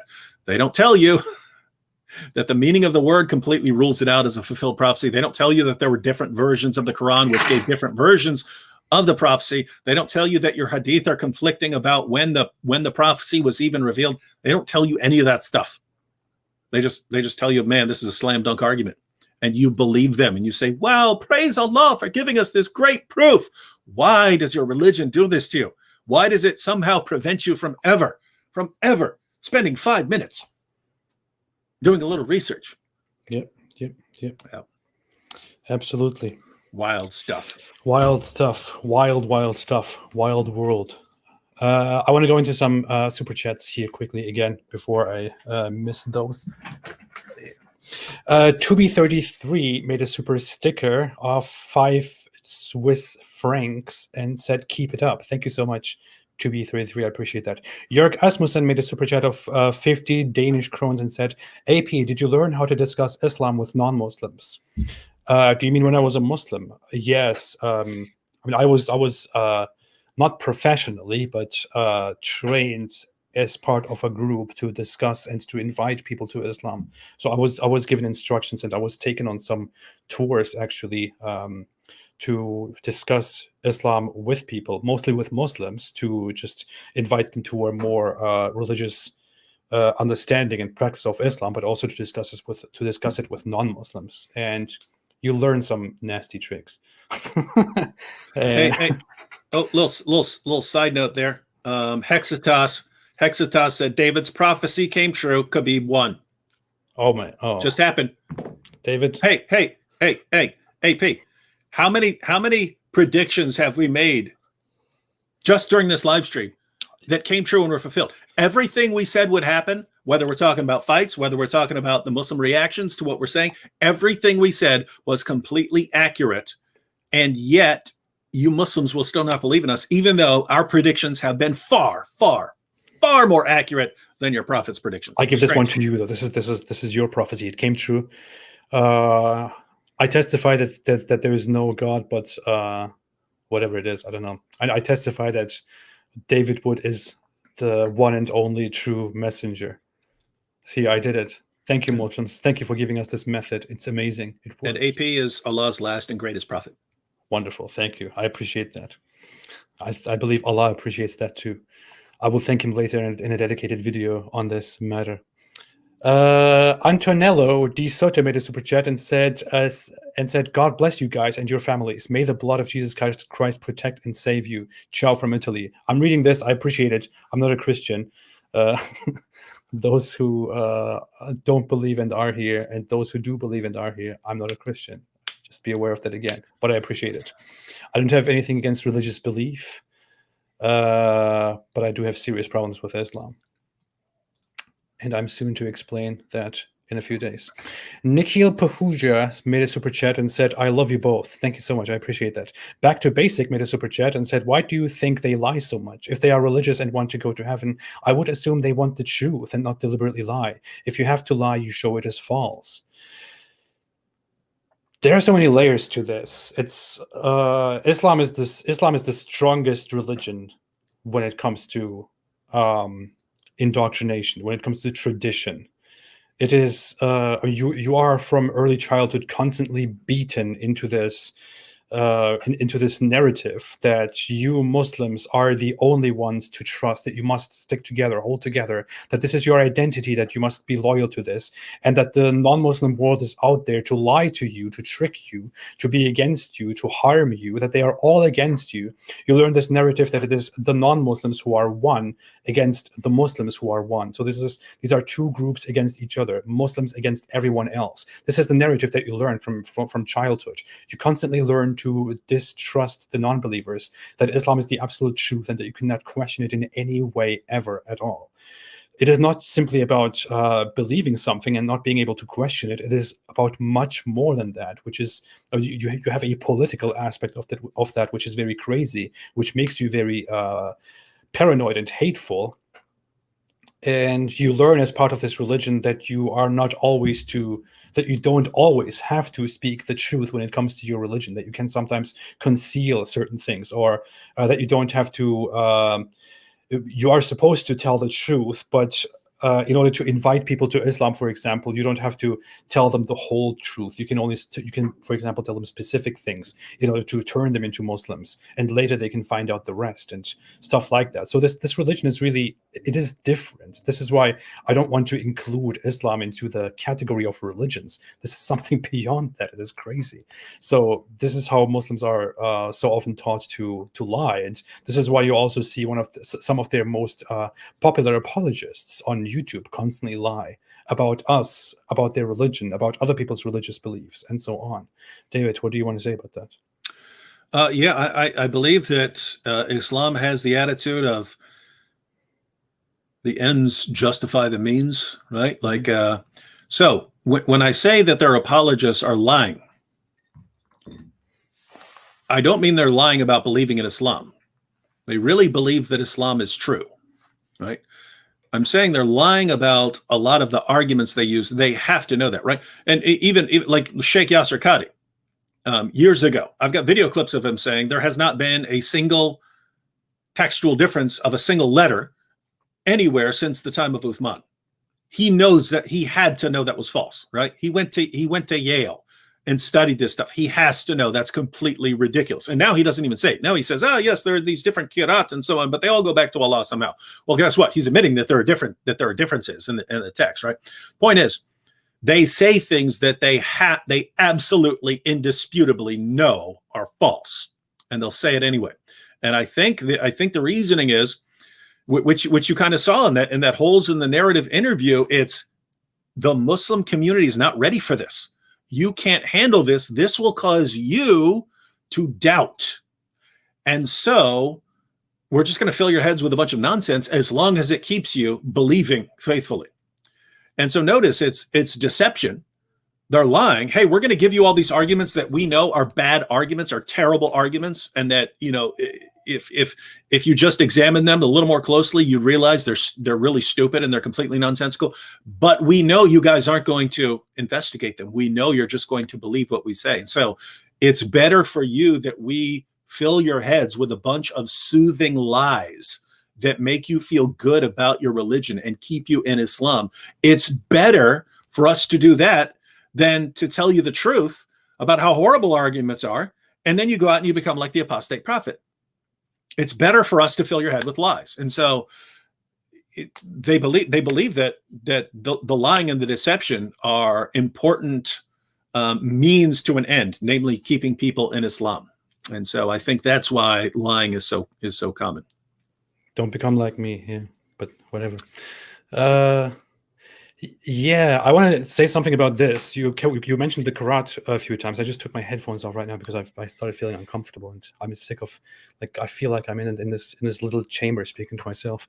But actually, about the Quran, there is something very interesting. When I recently had my confrontation with Muhammad Hijab, I don't know if you have seen a part of that, but he basically made a plot with Adam Saleh and this little other guy to trick me into a conversation with him after he for a month avoided to have a debate with me because he said I was unworthy of him.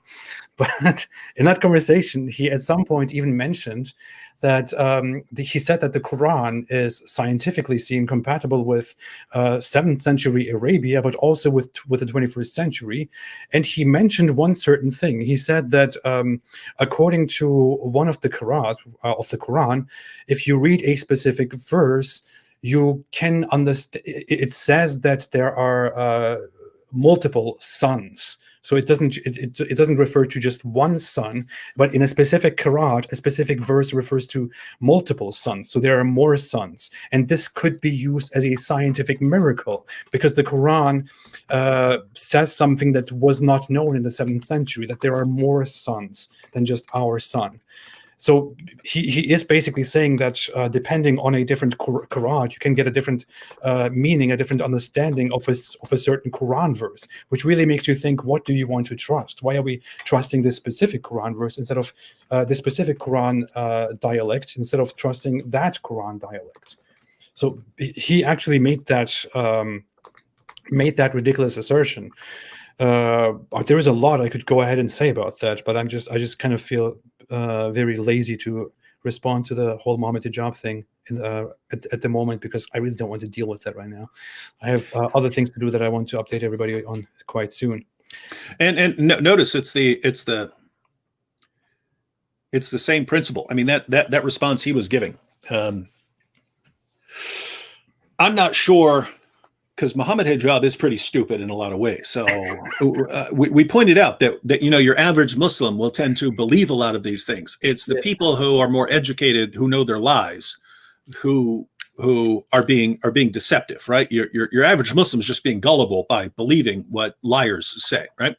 So with Hijab, I don't know in that situation, in his responses on something like that, I don't know if he knows better and he's although didn't he? Yeah, he cut himself off because he was about to give himself away. So yeah, he's in the deceptive category.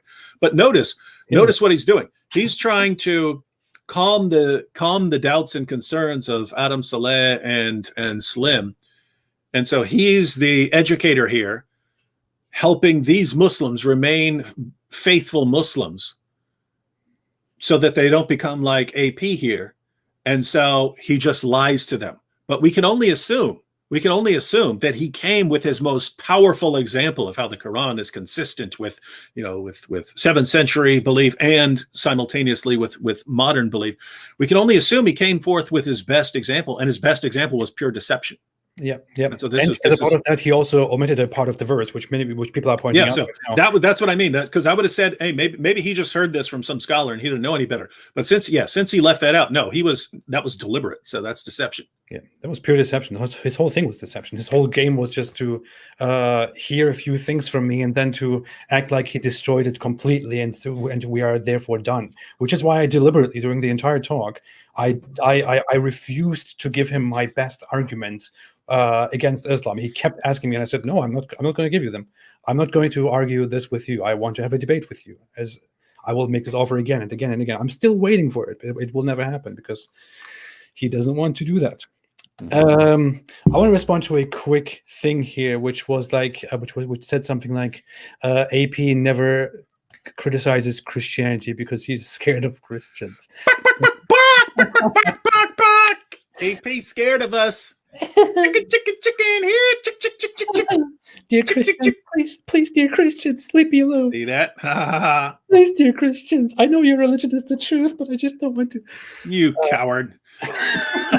Well, number one, first off, yes, it's true. I am afraid of Christians, because why would I want to publicly criticize Christians when everybody knows if you criticize Christians, then Christians will attack you with knife attacks. They're going to behead you, man. Bomb attacks. They will behead you. Just like they did to that teacher in France. Yeah, exactly. The same thing. He drew some pictures of Jesus.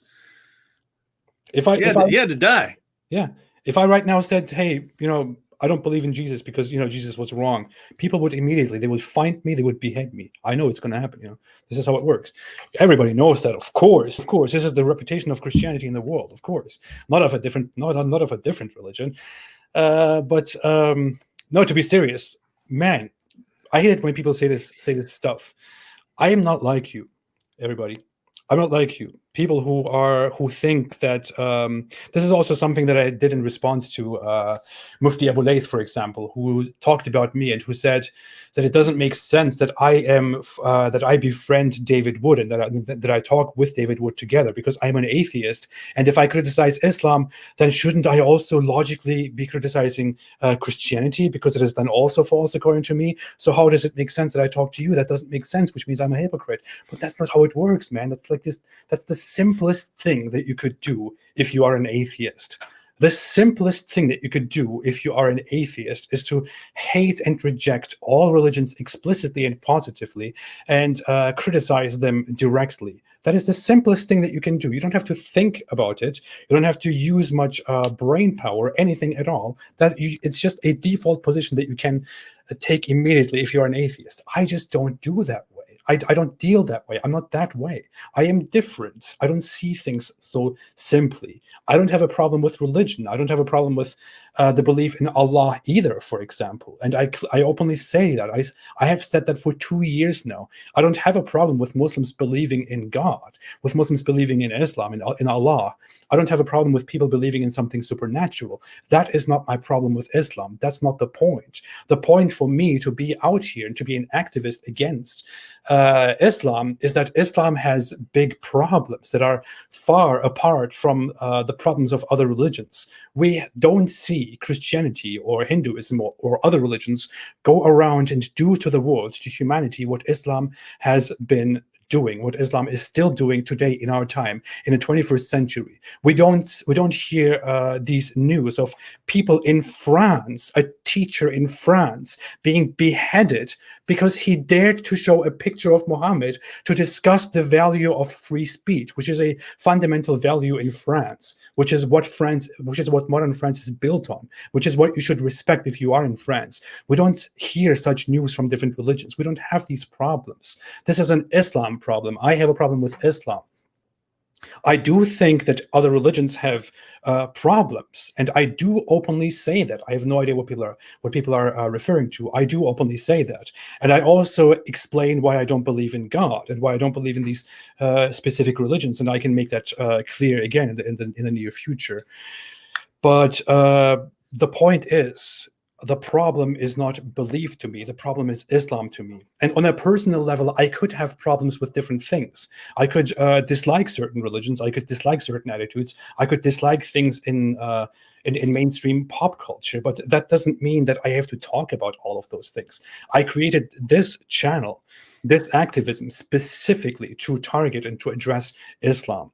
I don't also want to talk about how ridiculous I find it that American pop culture is built around brainless individuals and celebrities who feed the youth with nothing but unproductive garbage that does not in any way contribute to the future of human civilization. I could talk about that too, but that's not the point of my activism online. The point of my activism online is Islam, which is why I'm doing that and focusing on that, instead of distracting with other irrelevant nonsense. If I did that, then everything would just be split and I wouldn't get anywhere. No one would listen, because if I just want to criticize and insult everything that I mildly disagree with, then I couldn't talk to anybody. And that's not how we should communicate anyway. That's how nobody should communicate. I can disagree with Islam, with Christianity. I can say I don't believe in Christianity for several reasons, but I don't have an issue with David Wood here believing in Christianity and for us to come together and to talk. I wouldn't have a problem to come together with Mufti Abu Layth, for example, and to talk with him, despite the fact that he's a modernist Muslim. But unfortunately, these people don't have the patience to talk to people like us. So that is it. I keep saying this over and over again when people bring this up. But I don't think of the world this simply, okay? I criticize Islam. I don't have a problem with religion. I am an atheist. None of these things contradict each other at all. Yeah, I'll just... Sorry for the rant. No, I'll just add very quickly, because I'm kind of in the same ballpark. When I post videos, it's, but David, why aren't you going after... You're going after the Quran. Why aren't you going after the Talmud? David, you're going after Islam. Why aren't you going after Hinduism? My view is if you want to do something well, you got to be kind of specific. You know what I mean? So I'm a Christian. That means everyone who's not a Christian, I disagree with your position, and tons of Christians, I disagree with your position on something. Right? We'll have different understandings, or you'll be from something. You'll have some position that I disagree with. So the idea that I should just be responding to everything I disagree with, guys. You got 24 hours in a day. You got to sleep a certain amount of time, and if you tried to respond to everything you disagree with, you would suck at it. You would suck, because in order to study everything, it's going to have to be very, very superficial. You're going to be garbage at what you do, right? If you want to criticize something well, you gotta stick to a few things that you want to criticize, and obviously you're going to stick with the ones that you think are most problematic. And so, with me, I look and I say, hey, there's an ideology that calls for the violent subjugation of the entire world, that calls for my death, calls for AP's death, calls for the death of pretty much all my friends, and the rape and enslavement of my wife and children. And it just happens to be a religion that statistically, due to birth rates, is growing extremely rapidly and is going to be the largest religion in the world in a couple of decades. What should I do? Should I respond to that or the Talmud?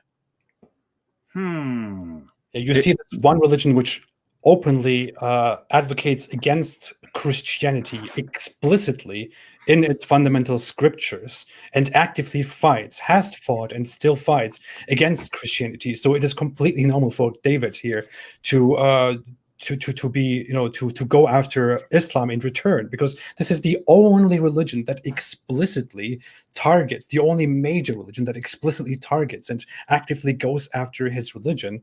And on top of that, it is a religion that also goes after me as a former Muslim, as an apostate, and against David, and against all of us. So it is entirely understandable for us to come together and say, hey, this one guy in the room, he has a problem with all of us, and he doesn't want to calm down. So we should maybe stick together and respond to this.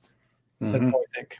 By the way, there are many people I know who want to do this, who want to put effort into forcibly playing this let's be fair game, and also criticize something about Hinduism or something about Christianity because they want to appear fair and they don't want to make it look like they're only against Islam. But man, it is so cringe. It is so cringeworthy. It is ridiculous. When that happens, it is ridiculous. Seriously, it's the dumbest, most cringeworthy thing. If I did that too, I would be ashamed of myself. I would feel like an idiot if I was here seriously trying to bring up Hinduism and Christianity as bad too, just because I want to look fair. So what kind of mind is that? One more thing that I want to add. Yes, some people may say Christianity has been bad in the history at some points. Some entities of Christianity have committed atrocities in the history. I explained that clearly in one of my videos, which is called The Caliphate. I believe, or something like that, or the imperialist religion. Yes, Christian empires have committed atrocities in history, like almost everybody has. But the problem with that is that it was not Islamic empires or Islamic kingdoms, Islamic realms that also committed atrocities and which are in the past. If that was the case, I would not be attacking Islam. The difference is that Islam didn't just commit atrocities in the name of different empires and realms. Islam is fundamentally atrocious. Islam is the entity that wants to get rid of borders and build a huge empire that invades the world, in which Christians and Jews and Hindus and all the others are fought, and in which apostates are killed. Islam has all these laws and all these commands directly in its fundamentals, and it forms a world government that oppresses humankind. Other religions don't have that. Christianity doesn't have that, for example. Christianity doesn't have fundamental orders to kill people, to behead, to execute people, to establish a major empire and invade the world. There is a huge difference here.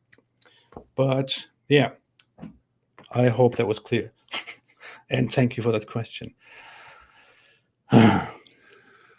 All right. All right, let me finish with the super chats. Back to Basics said, "Why did I lie so much?" We went through this. SB made a super chat and said, "Hey David, hi David, and AP David, fantastic catching you guys live together. Question: in Islam, is there any sign or miracle of healing similar to other religion or miracles? Keep well and all the best." Is there any sign or miracle of healing similar to other religions or miracles? You mean like miracles in Christianity? I want to be, I mean, you have, according to the Quran, Jesus healing people and so on. According to the Quran, Muhammad couldn't perform miracles at all, apart from delivering the Quran. So, and the Quran gives a series of justifications and rationalizations for why Muhammad, unlike those who came before him, why Muhammad couldn't perform miracles. You start getting miracle claims more than a century later with Ibn Ishaq, and then you have even more in the Hadith. Basically, the further you go away from the actual time of the Quran and Muhammad, the more miracles Muhammad performed. So there's no miracle of any kind that you could take seriously, because again, according to the Quran, unless you find something miraculous about the Quran, Muhammad didn't do anything miraculous beyond that. Yep. Someone brought up Isaiah 42 and how this is a miracle, which prophesies Muhammad. Man, is it someone serious or joking? Stop it. I think it is someone serious, because the username is Isaiah 42. Man, if you think that is a prophecy about Muhammad, please. I don't know what to tell you. Please read the book of Isaiah. Yeah, and ask yourself. You're named after the chapter. Yeah. Why am I looking at the book of Isaiah? What does the book of Isaiah mean to me as a Muslim? Am I to look at the book of Isaiah? Is Isaiah ever mentioned in any Islamic source? Is the book of Isaiah ever mentioned in an Islamic source? Why do I look at this book and take that as an authority? Because you, as a Muslim, are not supposed to recognize that book, because you don't even know who Isaiah is. All you know is the Torah was revealed to Moses. The gospel was revealed to Jesus, and no one even knows what the gospel is. And the Zabur, which nobody knows what that is, was revealed to Abraham. Where do you find Isaiah? You find Isaiah in the Christian Bible, which your religion is completely ignorant of. Man. Sneakers Corner made a super chat of 10 euros and said, "For a razor, guys, the best a non-Muslim can get." Thank you, Sneakers Corner. Joel Abraham made a super chat and said, "Pray for India. The Hindus here are a challenge." Okay, thank you. AJ made a super chat and said $5 for the nose. Thank you, I appreciate that. That's a reference to earlier. Titus Sachs made a super chat and didn't say anything. Beth Ibsen made a super chat of $10 and said, for AP and his awesome nose. That is a badge of honor. Thank you. Thank you. I'm glad that we're talking about my nose today, which is, of course, a very important topic to the issue at hand. Vic London made a super chat and said, Hinduism and Jainism has the most sophisticated and deep philosophy. No slavery, hellfire, BS. I wish you might look into it more. Love to you both. If I ever find myself in the position to thoroughly discuss Hinduism with somebody, I would love to do that. For now, I have only I've received an academic education and other forms of education in the basics of Hinduism. But so I know the basics of the philosophy of Hinduism and some of the practices and beliefs of it, or of the different kinds of Hinduism. But I wouldn't see myself as completely able to ever discuss this matter with somebody directly. And I don't feel a need for it either, to be very honest here. Just tell me whenever you want to say something, David. I mean, I could respond to a quick comment. Sure, go ahead. Wait, let me find it again. Just make it quick. Don't waste our time. I think I could search for it real quick. Okay. Lone Wolf 37 made a super sticker saying cool. Marilyn Murphy made a super chat saying, so the president must eat lots of Cheetos. What is that in reference to? Okay. About you are what you eat. I get it. Fine. Here, I got a quick comment. So this is from Jack Nicholson. Yes, the Jack Nicholson.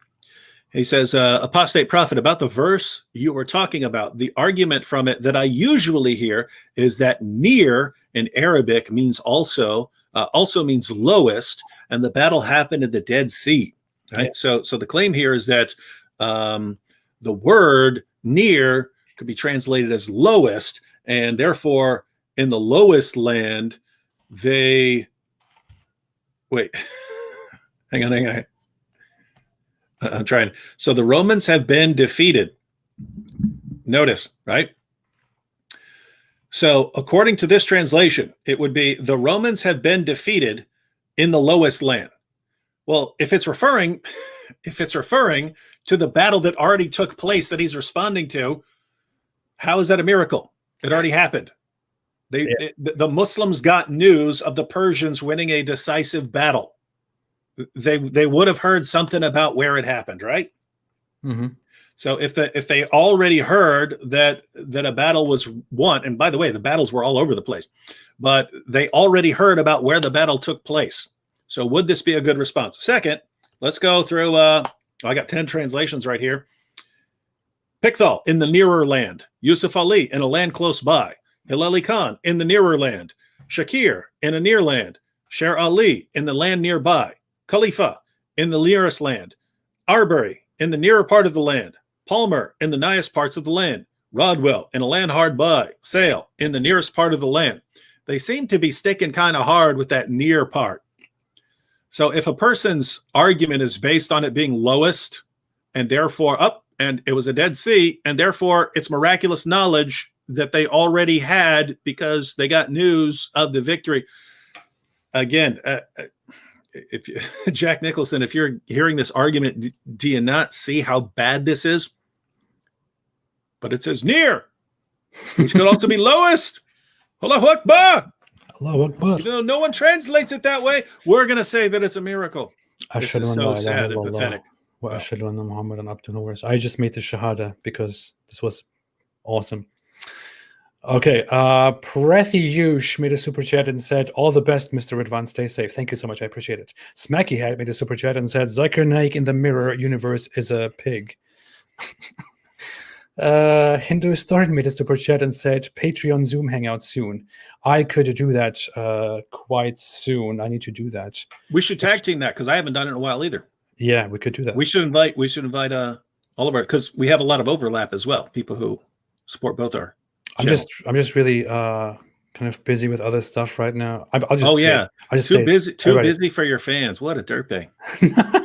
No, actually, everyone will understand. I'm actually, I haven't said this publicly. I wanted to say this in a different video. I can still do that, but I'm actually expecting a child. I'm expecting a Whoa! baby within the next week or two.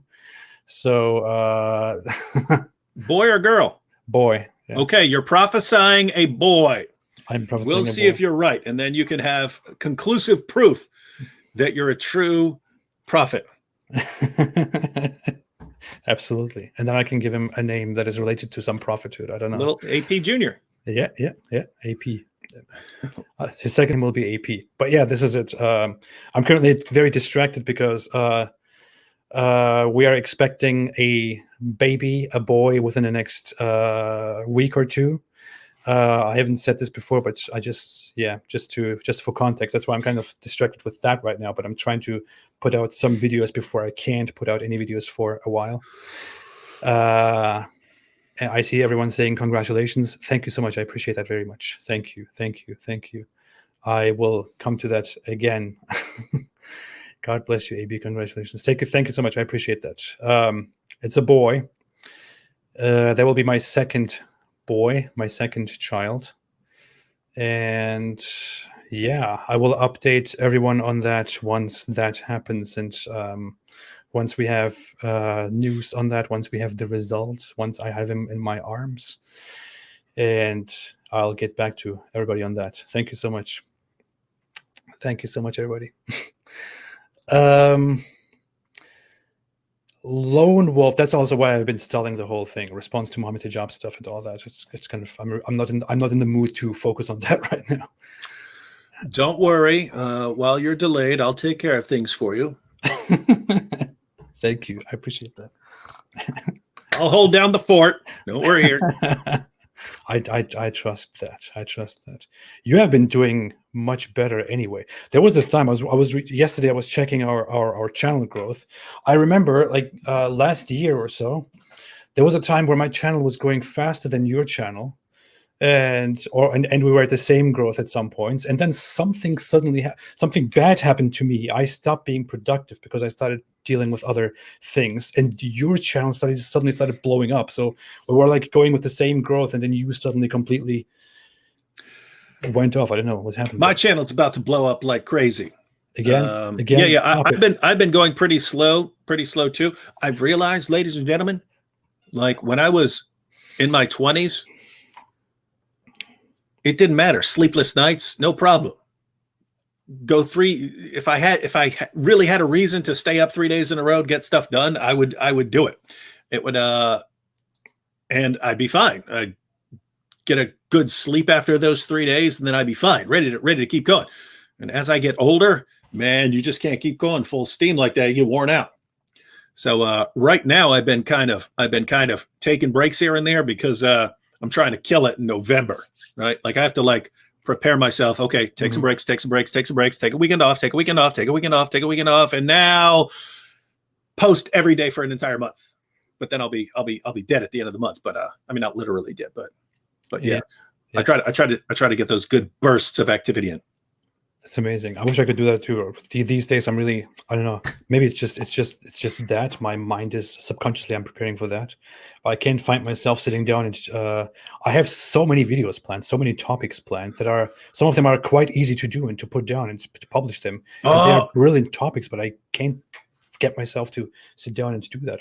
Hey, we should do the ones, the triangle, the ones I was talking about with you, me, and Islam Critique. We should get that out before the baby comes, and that way, even if you need to take a break, you'll have so many views and subscribers coming in because of that dope plan.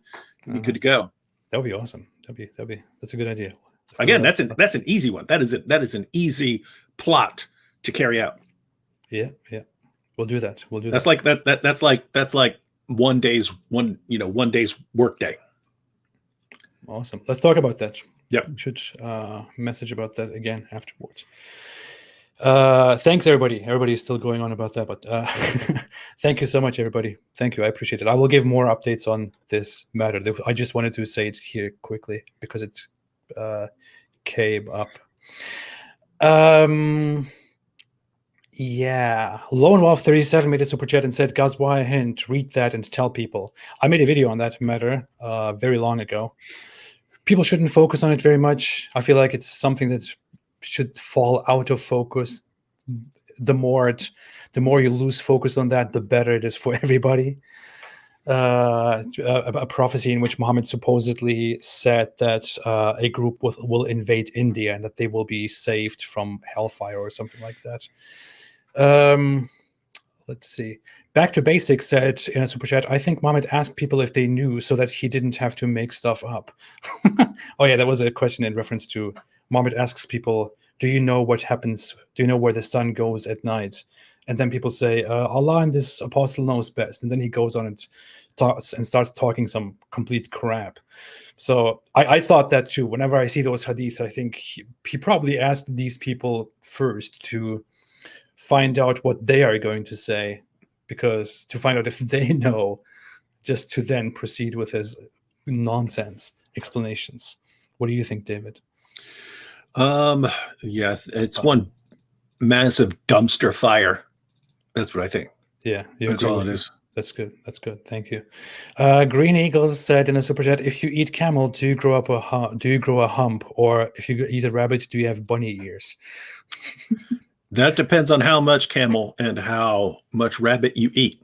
Yeah, I actually ate rabbit in the past. I did too.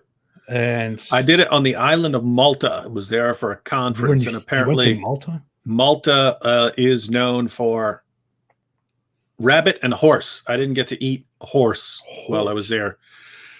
Yeah, it's not that I favor eating horse or something like that, but it's like, hey, I don't know. I always want to try stuff that I've never tried and that most people haven't tried anywhere I'm around there. Like when I was in New Orleans, I had to get some alligator. I had to eat some alligator. Right? Oh my god! I don't understand, how do people get into eating horses? It's like for the record, apart from the leg, I did not like the rabbit. Really? I found the leg was good. I thought the rest of it tasted horrible. I think it tasted kind of like chicken, just a little bit bitter. The leg tasted like good chicken. The rest of it was nasty, unless I just got some bad rabbit or something. Yeah. Anyway. Awesome. Gig TV channel became a member of the channel and thereby became a prophet. Thank you so much, Gig TV Çanakkale. That is a channel attached to a Turkish channel known as Gig TV, which is a channel of an ex-Muslim Turkish guy who has been doing great work in Turkish in terms of criticizing Islam. And thank you so much. Welcome to the club, Gig TV Çanakkale. Smacky Head made a super chat and said, "The Prophet was a champion of LGBT issues. Changed my mind." Come on. Anurag Harsh made a super chat and said, "Only strict dictatorship like China is a solution."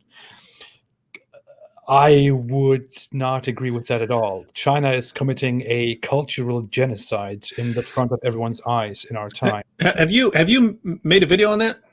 I wanted to make one. I want to make one too, because I've seen people say, that the Chinese, they got the right idea. Guys, you understand these are communists, right? And they're communists, and they're carrying out genocide, right? And I want to make this point because, guys, you can disagree. I mean, you can disagree with the ideology, but presumably most of us are disagreeing with the ideology because it's so violent and how much it produces contempt for people, and well, great. Then you should also be criticizing the Chinese when they do that sort of stuff. So Absolutely. The Chinese government. So yeah, I wanted to make a video to just point out, said, hey, man, don't approve just because you get really angry at Islam and what a lot of Muslims have done doesn't mean you say, well, great, they're slaughtering them and doing all sorts of other messed up things over there. But yeah, I mean, think about it. There is a major atrocity going on in our time, and people are not reacting. Cultural genocide is going on in China. It's not only going on against the Muslim population, by the way, but also Mm. against certain other minorities in the country that are not Muslims. But just think about the Muslim population. We're talking about humans. We're not just talking about the religion or people that you are angry about because you don't like Islam or because you don't like Muslims. We're talking about humans, about human life.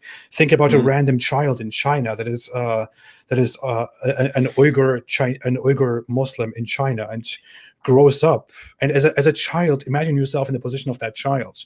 Your family is traditionally, historically, Uyghur, Turkic, Muslim, and one day your parents are suddenly taken away to a place, and they don't come back. You're waiting for them and they don't come back, and you are brought into the custody of other people, of the government, or of other people who re-educate you and make you love the Chinese government, the Chinese regime, make you love this Chinese regime, and make you go as far away as possible from your Uyghur Muslim roots. And one day you find out that your parents are apparently in some camp, in a Chinese re-education camp, which they were forced into, where they were tortured, mentally and physically tortured, because they happened to have some ideas that the Chinese regime considers dangerous and disrespectful to their own existence, which is why they torture this tiny group, this tiny ethnic group.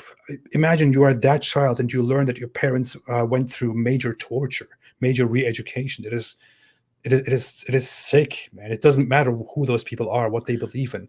We're talking about human beings. Yeah. So those are your people, aren't they? Turkic, yeah, they're related. Yeah, they're connected to you way back in the day, right? Yeah, way back, yeah. Yeah. So guys, I mean, keep in mind, there's a reason. There's a reason that communism is against religious belief, right? There are reasons within communism, right? This is why religion is the opium of the masses. It's what lulls people to sleep, to keep to keep communism from being fully. It's what stands in the way of communism and so on. And that's why these guys, you have to be crushed. So keep in mind, that's not, that's Muslims, that's Christians, that's everyone who's not fully on board with the system. And you had that with the Armenians. You had that with the Armenians in the early 20th century. You had it under the Nazis. You had it in lots of places in Asia in the 20th century. And now you have this stuff happening again. And it is amazing how quiet people are. You'll hear it mentioned and stuff, but it is amazing. And here's what I find amazing. That we look back. They say hindsight is 20/20. We look back to previous generations and we say, how the heck did you stand by so quiet for so long while this stuff was going on? And only after, once it was almost completely carried out and millions of people were dead, you finally stood up. Well, how did you do it? And we're sitting here right now. Quiet about it. Right? It's happening. And so this is why previous generations sat back while genocide is being carried out in their times, because it's just easier. It's just easier to ignore it and focus on something else and say, well, it's not us. So yeah. And I have to point out, some people say, well, Muslim countries are doing the same thing. It doesn't matter. It doesn't matter whether they are doing it too. There are certain countries that are certain Islamic countries that commit atrocities against people, but aren't we against them because they commit those atrocities? I mean, you can't. Yeah, that's a weird bit of reasoning. The Muslims in Pakistan are committing atrocities against Christians. Therefore, you shut up if the Chinese are sending them off to concentration camps and so on. Where are you getting this from? Where are you getting this from? That's not how things work. We don't need that violence. We don't need that inhuman behavior from any. Yeah, guys, you can be against Islam for various reasons, and be against Chinese communism for various reasons, and then when they somehow come into some sort of conflict right there, right? You've got Muslims and Chinese. You don't have to say, well, therefore, since I have a problem with Islam, therefore it's okay to just, do whatever you want to Muslims. You can say, no, look, I disagree with your ideology.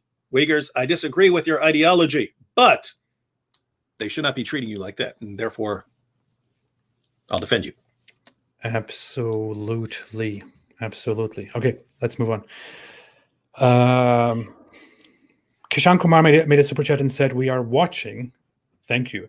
Jason Clark said in a super chat, "Can AP revert again, or is he doomed forever now?" I am doomed forever, definitely. I will never. There is no. It is really. You could say you should never say never, or you should never claim that you can never change your mind on something. That would be arrogant. But I don't think it has anything to do with arrogance or anything in that direction at all. I'm completely done with Islam. There is no way for me to ever find myself within the folds of Islam again. And if that ever happens, please take this part of my video and put my reversion to Islam together and say, haha, look, it happened. It's never going to happen. It's never going to happen. There's 0% chance for that to happen. Kishan Kumar made a super chat and didn't say anything. Islam critiqued. Thank you, Islam critiqued. Made a super chat and said, AP is an Islamophobe. AP is an Islamophobe funded by Jew money. Too late. You said Islamophobe. We know it. We know what you are. You Islamophobe. I'm an Islamophobe. AP is an Islamophobe funded by Jew money. That's accurate. That's right. I confirm that. Thank you, Islam Critique, for pointing out the obvious once again. And I appreciate that you are here watching the stream. We should talk too. I asked you before if we should talk, but he keeps telling me that he's busy. I don't know. Sarah made a super chat and said, "Thankful for you both." Thank you so much, Sarah. I appreciate it. John 629 said, "Mufti Apis, where is our fatwa?" I humorously called myself Mufti Apis once when I was responding to Mufti Abu Layth. You should start another channel called Mufti Apis where you dress up as a mufti and you give out a revelation. I was talking to Abdullah Samir's watching. I was telling Abdullah Samir because he got blocked for a while recently. I've been blocked periodically and so on. You just got blocked from Twitter and so on. I was saying that we need to have multiple channels so that when they block one, you're still posting on another. But a Mufti Apis channel would be pretty awesome. I know it will be amazing, man. But the thing is, my wife had a different idea actually this morning. I was looking at this kids show. It's called Blippi, where there's this grown man who acts like a child makes this show for kids to watch. I could think of some Muslim apologists like that. And so we call them Blippies. Is that what we call them? Yeah.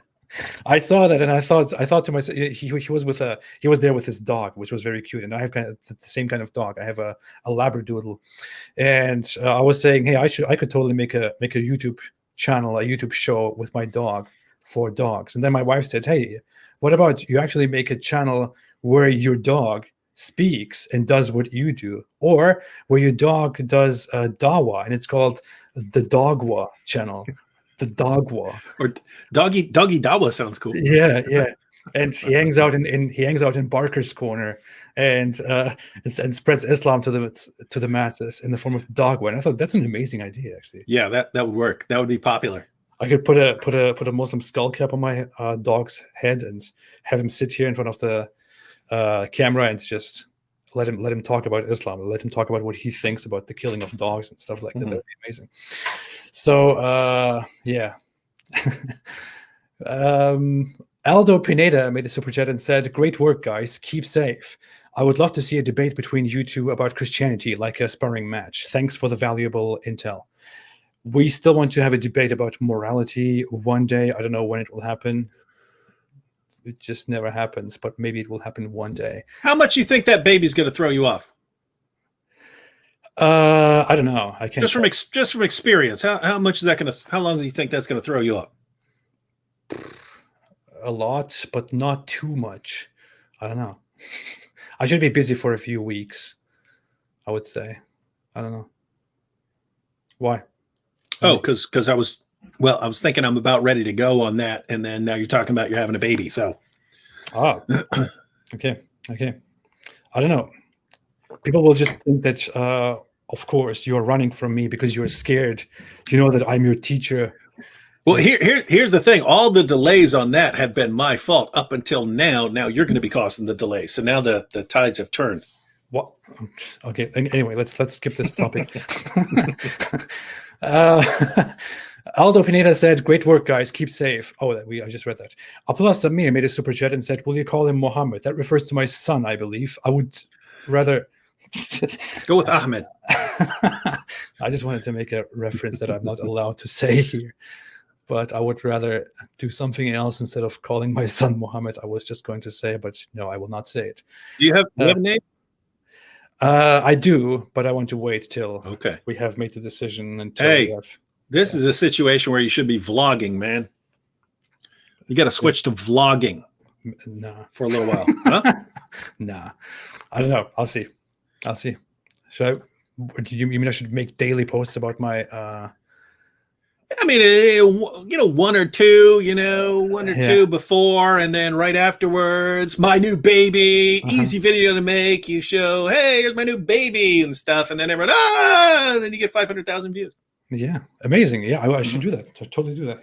Yeah. Just distract from the whole Islamophobia thing right now, and then trick all those people who have come in a nice way into doing this again. That's amazing. I will. I'm thinking of calling him David just to signify our deep friendship. I want to call that's a good name. Him. I'm just kidding. Hard to have a cooler name than that. Abdullah Samir said again. Thanks, Abdullah Samir, for being here. How about Abu Jahl? That'd be awesome. That'd be fantastic. Abu Jahl, Dajjal, Idamir. Fantastic. I will call him Dawood. Dawood. Abdullah Samir, thanks for being here. He said, again, we apostates need to have more babies. I don't know. I'm doing my part. AJ made a super chat and said, could each of you describe your educational backgrounds, bachelor's, master's, and or PhD? I will look like a dwarf next to David. True. Because I wasted a lot of time with my education. Do you want to go ahead and count yours, David? I have 2 bachelor's degrees, biology and philosophy. Have 2 master's degrees, both in philosophy and a PhD in philosophy. So.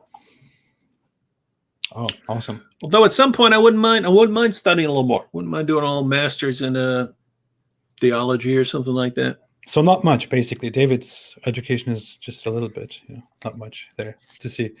As opposed to my education, which I was about to start my education in 2000, to start my university education in 2011. But then I was going for education, to become a teacher. But then I decided to go hardcore religious and to stop caring about that stuff and to start caring about this temporary life and building a family and worshiping Allah and spreading Islam instead, as stupid as I was. And then went to the military instead of going to the university. And the military, I feel like, completely messed me up.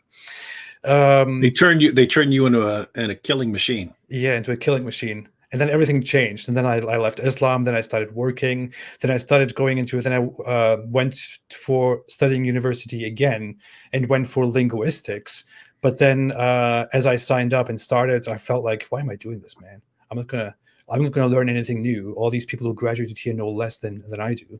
So I just stopped doing that then and started working on and started focusing on a good career instead, which was very high profile. But then I thought, what the hell did I do with this? Why didn't I just go ahead and study? Who cares what I learned and what I don't learn in Turkey? And then I was planning on moving to Estonia, where I would then study again. I applied that and that worked. But then I changed all my plans and came to America. And here I finally decided to go into studying psychology, where I am currently an undergraduate psychology student. That's basically the summary of that. So you're studying psychology now? Yeah, I do. I am. Hey, that's pretty awesome. Hey, you should check out my Psychology of Muhammad series. Oh yeah, I should. There's some awesome stuff. Good, because I was gonna say, guys, for what we do, the educational background's kind of irrelevant, right? I mean, there's still a question of, hey, you're making videos on something. Do you actually study it? Have you actually studied? But you can study on your own, right? I mean, you take Sam Shamoun. I believe Sam Shamoun is the greatest Islam crushing machine ever. And Sam, I think, doesn't have anything beyond a GED. So because he studied on his own. He studies like a machine. And you don't have to go to school for that. So I was going to say that, but if you're doing psychology, oh my goodness, there is so much stuff there on Muhammad and how messed up he was psychologically, and how this produces all the weird stuff that we find in Islam. You just take, hey, here is exactly what someone with Muhammad's childhood background will be like. And then Islam is exactly like that. It's just, it's interesting. Man, I went into psychology, and it really, I went into it for completely personal reasons, actually, because I had struggles with psychology. I wanted to figure it out more, figure out how psychology works. I understood how this is a science that is so recent and that most of us don't know a thing about. And it just made me kind of mad. I was like, why are we not focusing on this? There's so much here that will help humanity, that will help us understand basic things about ourselves, about society. So I thought, if I'm so mad about this, maybe I should just study it myself. So I went into studying it. And ever since I started studying psychology, it really changed my life. It changed my whole perspective about humans, about human life, about society, about everything, especially about my own problems, my perceptions of things. It is a huge field that really changes your mind in such a fundamental way. At the same time, I'm focusing very much on philosophy right now, especially on existentialism. But I kind of sometimes feel like I want to study that too. But I'm focused on psychology right now. I guess I'll just go with that. All right. Okay. Abdullah Samir made another super sticker and thumbs up, and said again in the super chat, "Thank you. Big respect to both of you for saying this." Oh, that was in reference to the China matter. Thank you so much, Abdullah. I appreciate that. We appreciate that. Love Dove made a super chat and said, "AP, please accept this small token of love from a proud Christian. I accept it and I appreciate it, and I thank you very much from the deepest place." Yeah. Hindu historian said in a super chat, "Do you think Islam is the easiest of all the major world religions to prove false?" I would say definitely. Definitely. Well, no bias, definitely. Yeah, I agree, because basically there's a difference between religions that make testable claims and those that don't, right? You take something like Buddhism, it's not putting forward a lot of claims on here, this is how you can go out and test this to confirm or disconfirm this. You only have a few that really put out lots of claims that you can go and examine. So like Mormonism puts out some claims out there. Christianity, Islam puts out a lot of claims. But the claims that Islam puts out there, my goodness, you spend 5 seconds examining those claims, they turn out to be total nonsense. And so, yeah, I can't think of anything that's as easy to refute as quickly as Islam. Fortunately, in Islam's favor, it spent centuries focusing on violence and intimidation and manipulation in order to keep people from going after it. And so here we are. I have to actually say something to be very fair.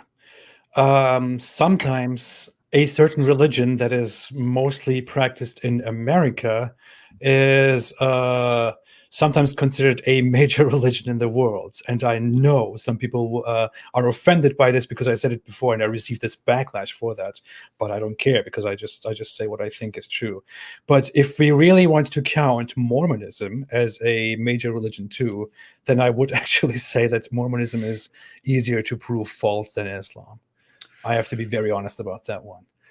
But does it matter as much now? We should have a debate on that, because I don't agree with Mormonism, but I think Islam is in a is in a worse boat there. So I don't know, but at the same time, I haven't studied Mormonism practically at all in almost 2 decades. So That's one for we got to have that showdown. We got to get a couple of people who deal with Mormonism regularly and focus on that, and then get some people. Well, we deal with Islam regularly, and we have a showdown on what the easiest religion to refute is.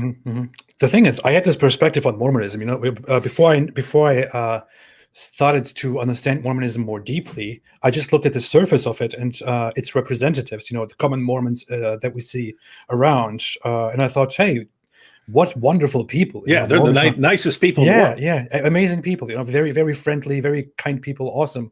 That's why you can have a Broadway show, The Book of Mormon, and be blasting these dudes because they're the nicest people who aren't going to kill you. Yeah. They're amazing people, very welcoming, very friendly, very nice. I thought, wow, what would be bad about this religion? I know there's a but coming. Yeah, but then you go into the basics of Mormonism, in the fundamental beliefs of Mormonism, the history of Mormonism, the history of Joseph Smith, and then it just gets very messed up, and you feel like I started feeling dirty inside. I started feeling very bad.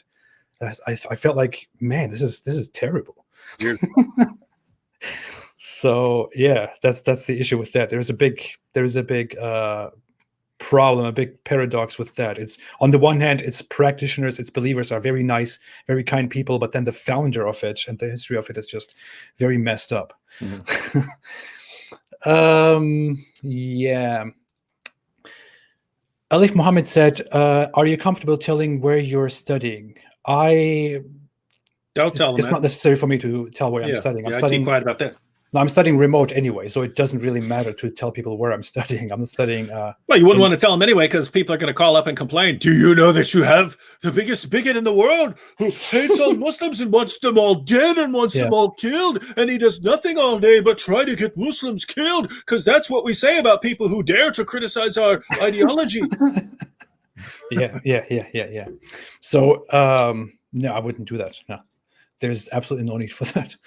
Michael David Dixon made a super chat again and said, why did Muhammad say that a woman can't be the leader? Why did Muhammad say that a woman can't be a leader when there were 6 female prophets in the Bible? Oh, this is a topic that I wanted to make a video about for so long and didn't do it. The issue is that Islam doesn't have female prophets that are in the Bible. Do you want to... Yeah, you're exactly right. So you're saying, hey, but what about the female prophets in the Bible? Muhammad doesn't mention the female prophet. So he doesn't seem to have had a concept of a female prophet.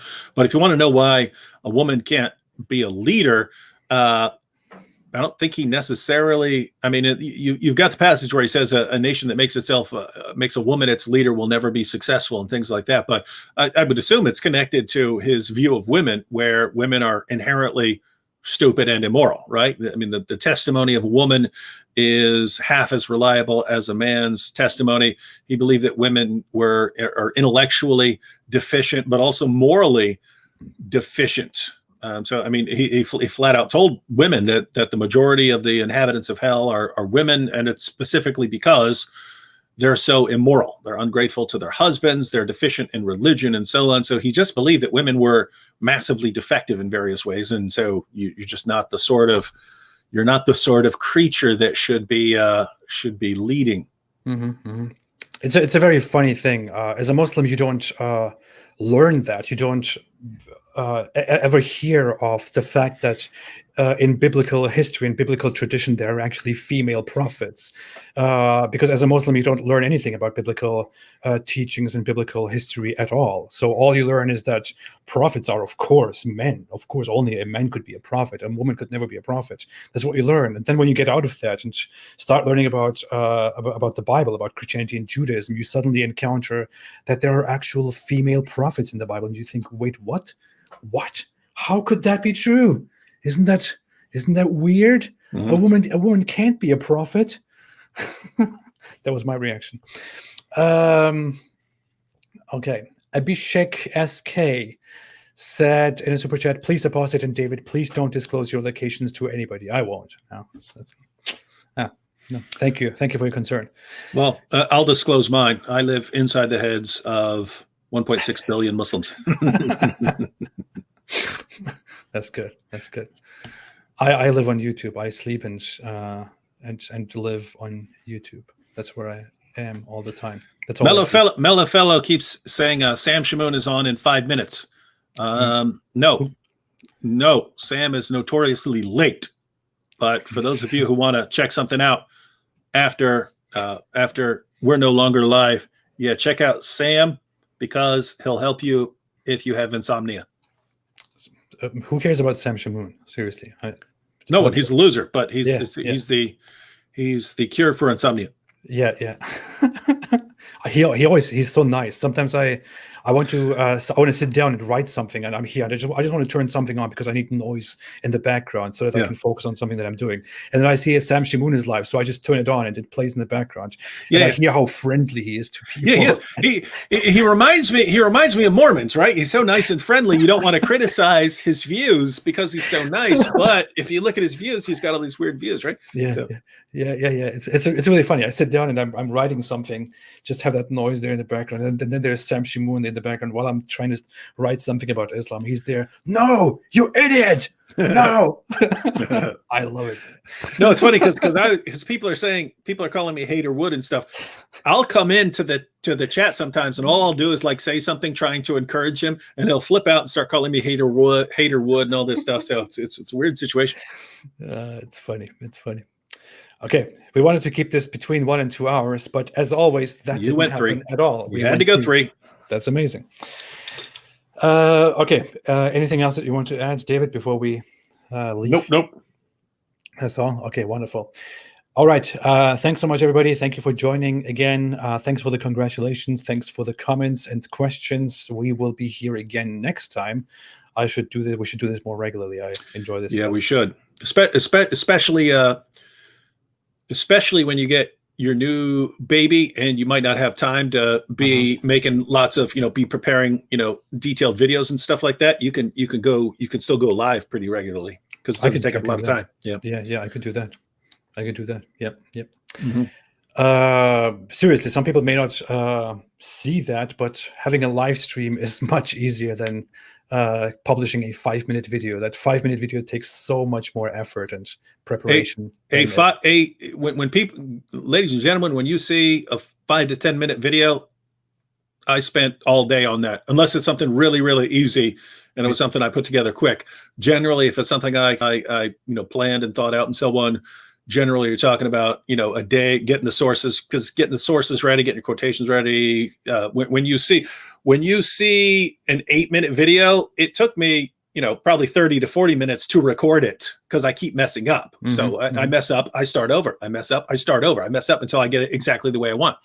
And so yeah, very time consuming. Whereas going live, it's sloppy. You mess up a bunch, but yeah, much easier. That's the thing. I think I'm a terrible speaker when we are live. Me too. Yeah. No, I don't get all the things right that I want to say. So I rather want to make a video and get everything perfect. Yeah. That's like people will see me during a live stream and they'll be like, "Why is David fumbling over his words?" Because all they've ever seen are these perfectly prepared videos going, "Why? Wow, David just speaks perfectly." No, I recorded that 25 times until I got it exactly the way I wanted it. And that's why there are no fumbling over words or anything like that. It takes me 50 attempts to say, "Hi, everybody, and welcome. This is the Apostate Prophet." So, I'm sure you've had the same thing, but for some reason, I will get stuck on like one sentence or one phrase or something like that, and I'll keep messing up 25 times in a row. And my wife's sitting there beside the camera and stuff like that, and she'll just see me get madder and madder that I keep messing up on that one spot. And I need to start releasing like the messed up blooper reels of me freaking out. Oh my goodness! How many times am I going to mess it up? What's wrong with slapping my face? That would be awesome, actually, to make a compilation of how we react when we mess up our recordings. Yeah, I go crazy sometimes, seriously. And sometimes it's very bad. I have something very funny on my mind, and I just came up with a dumb joke that I want to make right now. I'm in a very funny mood, but then I'm at this spot where I just can't say a simple thing, and then I start getting mad, and then I look mad, but I'm trying to say something funny. And I'll also have the difficulty. People will be people will comment and say, David, I don't know how you just said that without laughing. Yeah. Well, I'll be saying something, and then my wife, who's right there, will start laughing. And then that'll make me laugh, and then it's ruined, and then we get the giggles. And then I can't say without, then, it takes 15, 20 minutes for me to say it. And then finally I'll say it without laughing or grinning or anything like that. And people, David, how did you do that? By doing it over and over and over again until we got all the giggles and laughs out. And then it was just, it's not funny anymore. Yeah, and then I do it. Same thing. Okay, I'll leave before we have the 3 hours full. Thank you, everybody. Thanks for joining again. Have a fantastic day. We will be back soon. I will be back quite soon. And as always, stay away from Islam.